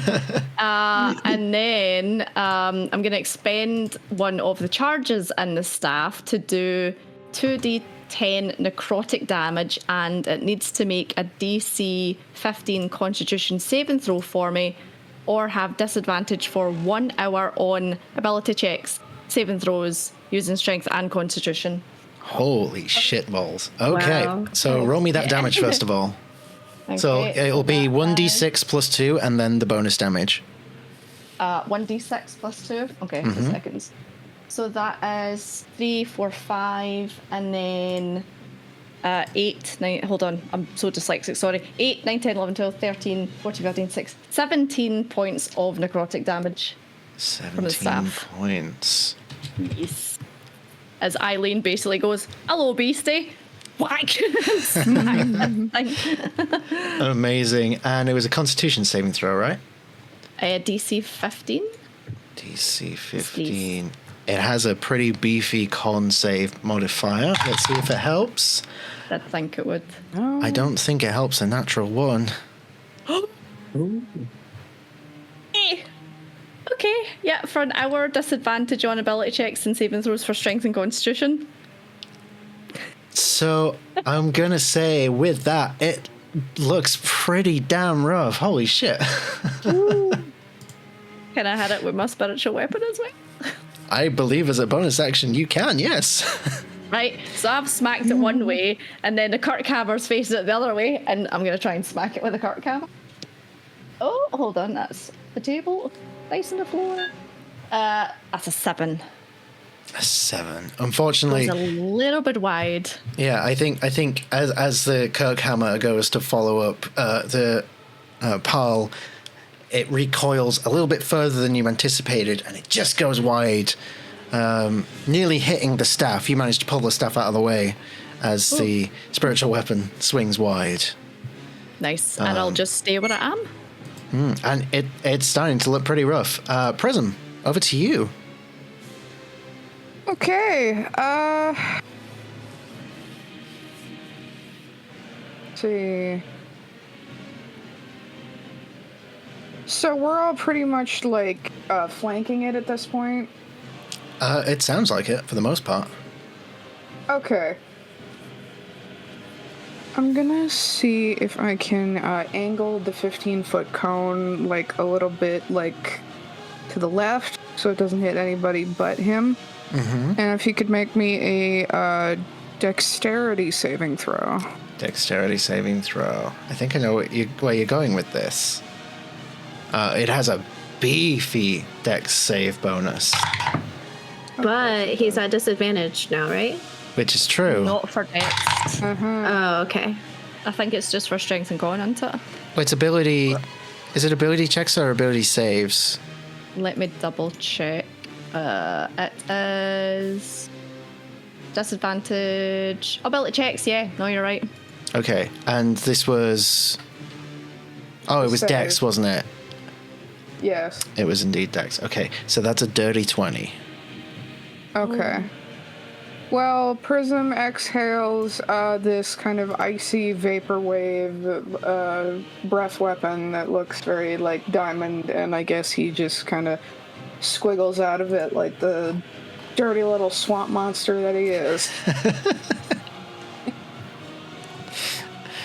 And, okay, so that's one use. And as a bonus action, I think I can use the spiritual weapon to attack. You can indeed. Okay, and that's going to be a 23 to hit. That definitely hits. Okay, for a grand total of 7 radiant damage. 7 radiant damage. Excellent. Okay, does that finish your turn? Yep. All right, Siva, we're back to you. All right, so Siva starts chanting, start making this incantation that summons spirits. As I cast Spirit Shroud, it's like this fog surrounds me in... Because I'm next to him as well, right? Mm-hmm. Yeah, it's up to 10 feet all around me. And is it a fiend or undead? It is... It is not. All right, that's fine. But it will give me extra damage, and its speed is reduced by 10 feet, if that comes into... but mainly I'm gonna try again with a guiding bolt. Okay. I'm gonna cast it at 2nd level and see if that is wasted as well. All right, no, it's a 17, so that's a 24. All right. 24 hits. Yes, nice. That's 5d6. Okay. Let me roll that.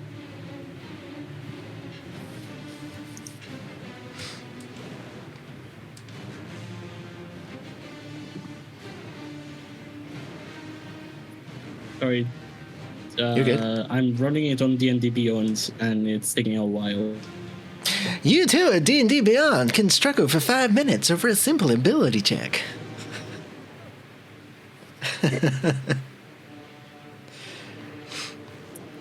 Well, come on. It's this one dice that is keeps rolling. But there'll be fewer gray smudges everywhere. Totem 8 plus 5, that's a 13, right? 13 radiant damage. 13 radiant, amazing. Okay, and it begins to glow with a different kind of glow now. What kind of glow would Siva create with their magic? It will be like a red, deep red glow. Just shooting forwards.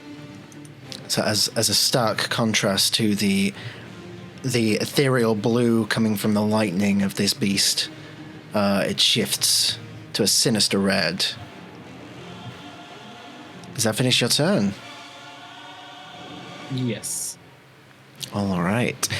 Bringing us back to the top of the round. Who would like to give me a D100? I'll do it. Oh, we're getting raided again! Oh my god. Hello, Raiders from Girls Run These Worlds. Happy to see you here. Hope you had an amazing stream. Let me type in a shout out. Girls Run These Worlds. Yes, they do. Thank you so much. We're in the midst of a charity stream raising funds as part of Pride Month for the Trevor Project. Your donations can influence the game. Do consider sticking around. I hope you had an amazing stream. And yeah, thank you for dropping by. So how'd we go, Siva? 36. 36.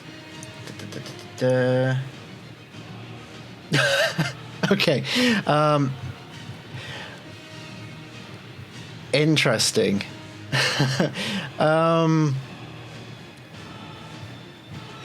So this is definitely a cleric thing.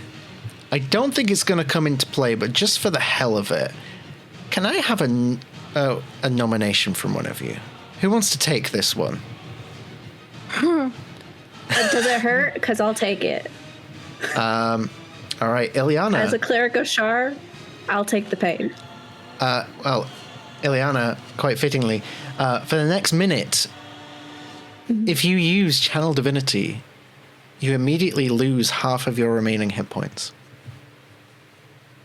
As it seems Shar takes a little bit of interest with the price that she normally takes, as she's quite excited by this little encounter you found yourself in. It tastes very sweet. I do like chaos. Mm. Okay. And with that, well, it is pretty damaged. I'm going to roll to see if it gets its lightning ability back. It does not.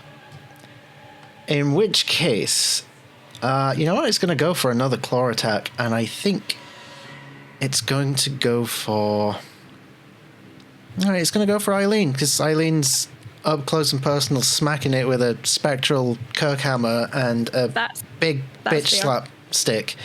That's fair. Natural 20. Oh yeah. Ooh. Get me. Reaction share pain. I was going to do this. Oh. Can Okay. we both do it? And Let's both do it, and we can go 3 ways. It's another 3-way on Quest Junkies. Oh, yeah. I mean, it was bound to happen eventually. Yeah. It's not the first time. It will not be the last time. Oh God, the Strahdalicious energy lives. Oh yeah. Okay, so Quest Junkies rolls his max damage plus a normal roll with a dice. So... Bringing out the calculator. Well, first of all, Eileen, please make me a dexterity saving throw. Hold on, I think I've got a plus DC nothing, but 15. I'll just double check. Yeah, plus nothing. That is a a 9. A 9, that is unsuccessful. 9. 45 lightning damage, which now splits 3 ways, I believe. So what would happen is with share pain, we take half of the damage. So we can either do 3 ways, or she takes half and then we take half of the half. DM ruling, I guess. Well, would it be... it would be... Because we both do it on her, so she would... It would be halved twice to her as well. It's an interesting thing. I'm going to say it splits 3 ways. Okay. In this instance. So 45 by 3. 15. 15. So the 3 of you take 15 points of lightning damage. You. I'd have been passed out. And its hand presses down upon you, Eileen. You're able to like hold the hand up as it presses down upon you, and it's just going to hold it there for the end of its turn. Ilyana, I believe you're charging something up. Oh yeah, but first off, we need our temp HP back because we just got hurt.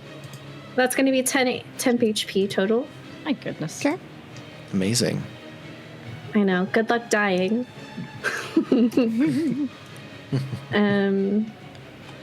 Okay, so now for the gun.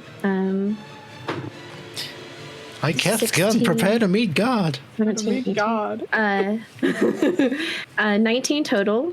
That meets it, beats it. Okay, so then for an overcharge shot. Okay, so math. I fucking hate math. Okay, so 28 plus 30, 34. So my little phaser is charged up and it's kind of like shaking. It looks like it's about to splinter off into pieces in my hands, and it just like lets out this shot that goes and does 34 damage into this beastie boy. Yeah. I say with that, you blow off a huge chunk of like its torso, and the hand comes away from Eileen as it recoils in pain, and it looks like it's starting to retreat a little bit. Anything else on your turn?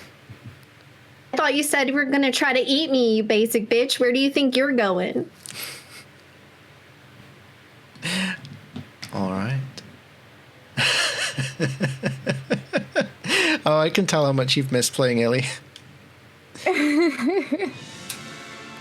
Okay. Eileen, it is your turn. And I'm going to say this above table because I think it's very apt.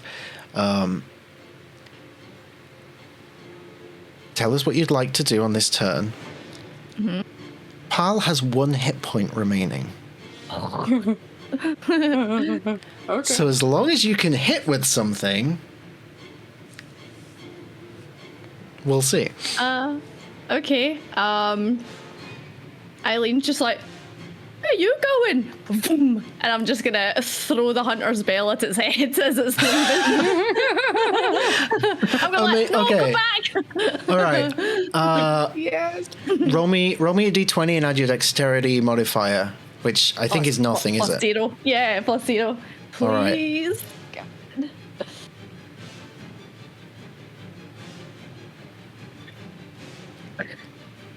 Oh no. 19. A 19! It's a 19. Eileen. If ever the gods have given me a dice roll. Hell yeah. Welcome to Quest Junkies. Please tell us how this goes down as you smite the Dark Beast Parl. So the way Parl moves, if you've ever seen Dark Beast Parl, it's almost like crab-like, you know, it kind of squats down, and it actually does have a move that looks like retreat, where it kind of like scoots backwards, as if it's like, you know, an animal being cornered. So it starts to do that, and Eileen's like, oh, no. boom, and just like chucks the hunter's bell at its head, and it just goes dong off the top of its head. I'm going to throw in some flavor. Okay. You throw the bell, and it opens its mouth as if it's about to roar at you, and the bell goes into its mouth, and it starts choking, and just. Yeah, choke on my bell. Yeah. And stops moving as everything goes quiet, and you feel like a tingle in the air as the area around you begins to change. And suddenly you're all standing back in that initial courtyard through the labyrinth door. There is a gnome peacefully asleep off to the side in a bush. There is a dead dark beast on the floor in front of you. And Eileen, as you're up close, you do see, hanging off one of the spikes on its form, a golden amulet of some sort. I'll go over and I'll take the golden amulet and I'll turn around to Ilyana and be like, here you go, and throw it at her. Thank you so much. Oh no, you're welcome. You might want to turn away as I take out the saw cleaver and start trying to saw the beast's head off. I like it messy. I'm happy to help. Oh, all right. Just keep your eyes open then. Yeah. Yep. As this day just suddenly got infinitely better for Ilyana. I'll say, for the sake of brevity, the scene fades to black there for whatever may happen. And I think a final question for some of you before we wrap up for tonight.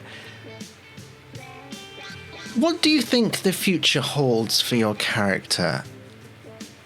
And I'm not going to ask this to Ilyana because we're going to find out what the future holds for Ilyana specifically. But let's start with Siva. What do you think the future holds for you? Do you think you're going to stay in Brawl? Do you think you're going to explore the cosmos? What has this experience taught you or changed for you? So, actually, one thing that Siva does every night is find a quiet place, a quiet corner to sit down and do his meditation and ritual cast augury to see how his life is gonna go. And if that ever gives Siva a war results, then he leaves for another place. So he will just be there reading the stars, maybe, since we're in the astral sea, to see what the future holds for him. I will say that for now, it is the result will be a weal and woe. It would be both of them, so they're still good to be found in Brawl, so he'll stay. Good to know. Prism. I think until she's called away on her next, mission from Mistra, her deity, she finds work and or passes the time as either prospecting or mining, because it allows her to, chase rare substances that are both shiny and also very profitable. Although, how much she actually sells is debatable, since she likes to hoard things. And she hoards all of the shinies somewhere. Of course. But yeah. Yeah, I think that until she's needed again, she'll just be tumbling her crystals. And sucking on people's hair. I said chew, okay? Okay. Oh, yeah, that makes it better. Clearly. Okay. Eileen, how about you? What do you think the future holds? So, Eileen always kind of like keeps what god she works with kind of close to her chest, because a lot of people are like, But she would take the Dark Beast Parle head back to her temple and offer it to her god. Okay. Interesting. I have thoughts for that already, but I will keep them to myself. I'll whisper the god to you. I have a feeling I know what it is, but yes. Amazing. As for Ilyana, my question to you is, what do you do with the amulet? Oh, man. It's mine now. It's my fleet now. And that gentleman that sent us on this adventure, I think is going to wake up in the middle of his night to a very snarly snake woman hovering above him. It's nice to know that my instinct was right about you, but you were really wrong about all of us, and I don't appreciate you taking good people and feeding them to that bitch of Brawl. Fleet's mine. And if you say otherwise, so's your tongue. Just like... Mm-hmm.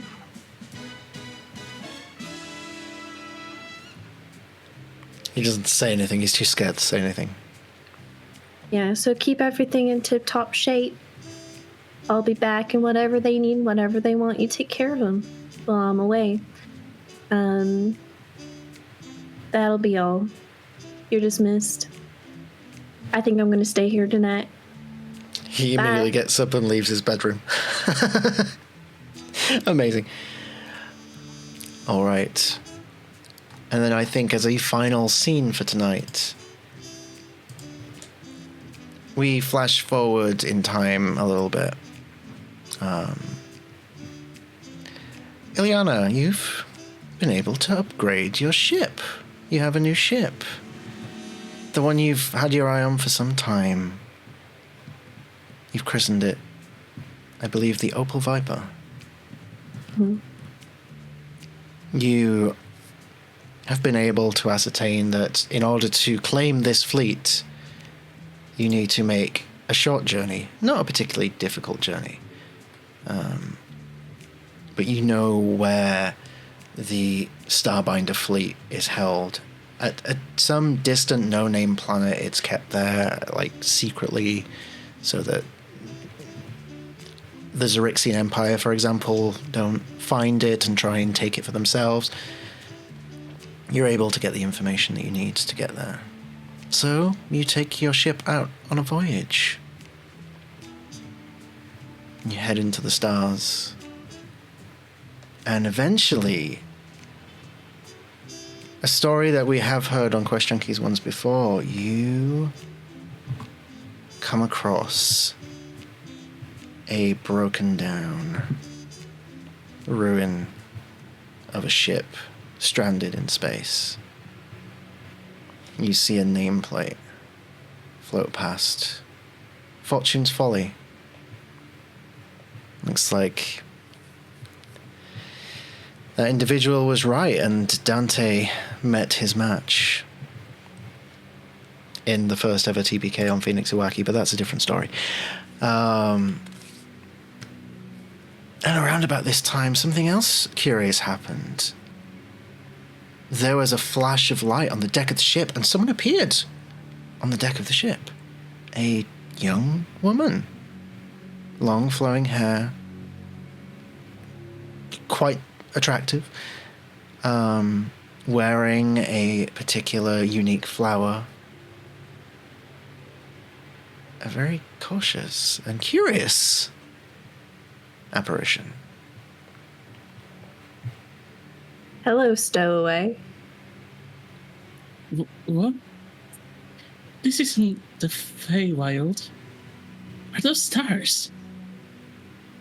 And as you have this conversation, not paying attention to the shipwreck in front of you, the ship detonates.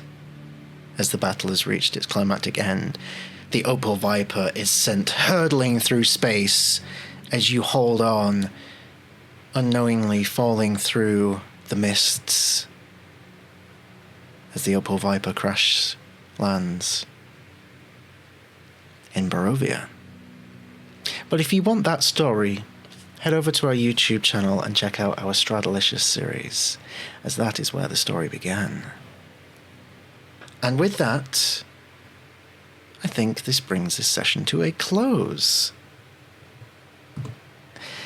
So, thank you all so much for taking part. I hope you had an amazing time. And thank you to everyone who's tuned in tonight and has given us donations for the Trevor Project.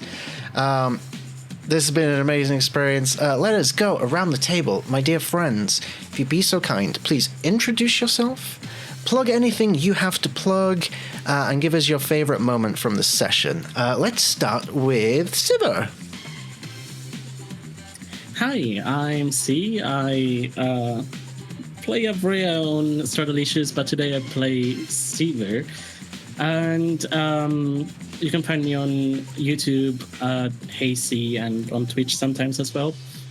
My favorite moment was every single moment of Ilyana just being back. I love seeing Sky being embodying Ilyana. It's such a joy to watch. My least favorite moment was all of the rolls. Oh, the dice were dreadful tonight. Like, oh, I don't even know where to begin with that. Yes, thank you so much. And next we have Prism. Hi, everybody.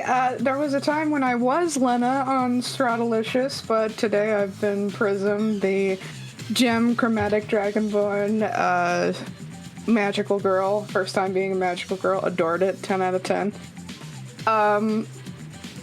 My favorite is just I loved my first Spelljammer setting. I loved seeing like Sky's exuberance at every amazing Ilyana moment. I loved seeing you back in this role. This is the role you were born to play. Firmly believe that.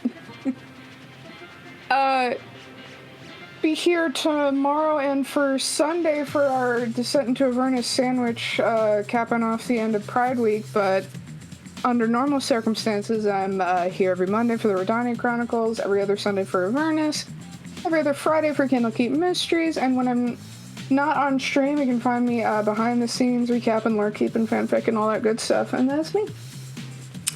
Indeed, thank you so much. Eileen, how about yourself? Ali. Hello. My name is Katie or Scotty, once again, whatever you want to call me. I am also known as The Scottish Geek on Twitch TV, full-time content creator, full-time Twitch streamer, and, oh god, favourite bits. I don't know, there was so much tonight. I really, really enjoyed it. I think my favourite bit was finding out that we're going to be fighting Dark Beast Parl. As soon as the music kicked in, I was like, yes! I also run a 5e campaign over on my channel, Werewolves of London, and all of that's on YouTube as well. And I'm always looking for guests, so if you guys are ever wanting to come play with me, and I'll torture you for a change, you're more than welcome to come and play with me anytime. I'd be very, very happy to have any of you at my table. I mean, to quote something that is often said on Quest Junkies, don't threaten us with a good time. Yeah. Might like it. Thank you so much, and thank you for taking part. I'm thrilled that we managed to finally get to work together on something. Hell yeah. I'm already looking forward to the next one. And last but certainly not least, by any measure, Captain Ilyana. Hello, everybody. I'm Ilyana, and in the real world, I'm Sky. So, you're gonna find me here a lot, and then Sky McSparkle on YouTube. But I just want to say thank you to everybody because I have favorite bits and bobs for all of you. And you'll live in my head, and you'll be in a little comic strip once I finish it. Eileen, I loved your ending. I love that you're walking away with a head, and I'm so glad you got the final blow. It was just so perfect. For C. Siver, I love the poor guy just keep plummeting. Like, our dice are against us. You need to wash them. They are cursed. Bridget, I didn't know if you were gonna be a Dexter character, but no thoughts, just sparkles is what I got from. And Patch, thank you so much for giving me a chance to play my character without like trying to do the DM thing at the same time, because I can't do both. And it was nice to let go, and you did such a wonderful job. So thank you so much. Thank you for the opportunity. I'm more than happy to run these sessions. And yeah, like I miss Strahdalicious just as much as you, and hopefully it'll be coming back real soon. We're working on it. To be continued. But yeah, I'm just grateful for the opportunity to provide that. So thank you. As for me, I am Patch, the ever-humble Dungeon Master. I played everybody else. And yes, you can find me here every day this week, because I don't exist outside of Twitch and work now. That's a thing. You can find me at the moment also on Phoenix Iwaki every other Friday.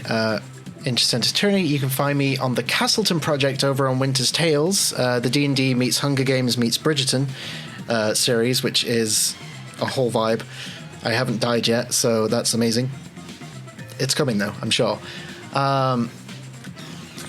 Yes, I think the last thing to plug is we were recently nominated for a Crit Award for our Candela Obscura adventure back in February. If you haven't voted yet, please do consider lending us your vote for Best Setting Description. Our wonderful GM for that, Scarlet Song, did an incredible job, and she deserves that accolade as a Crit Award winner, not just a finalist. So please do consider giving Scarlet and QuestJunkies your vote. We have so much planned for Candela Obscura this year, you have no idea. As for my favourite moment, I want to say everything that everyone's already said. The dice rolls in particular were just very insane. I think that the hair chewing has to be the favourite, because it was so out of left field. You guys are pretty good at surprising me at times. That takes the cake. So, congratulations, Bridget. You stumbled me with that one. Nom nom nom. Nom nom indeed. And with that, we're going to wrap up for tonight. So thank you all so much for watching. It's been great seeing so many new faces and so many raids. I hope you can you feel the need to come back and see us again, because we stream all the time. So you want to come share some stories with us, we would appreciate it. We are going to go raiding, so while I set that up, do stick around, and let's spread some QJ love to someone else new. So thank you all so much for watching. All the love to you, and we will see you tomorrow for our next Pride Month stream. Good night, everybody. Night.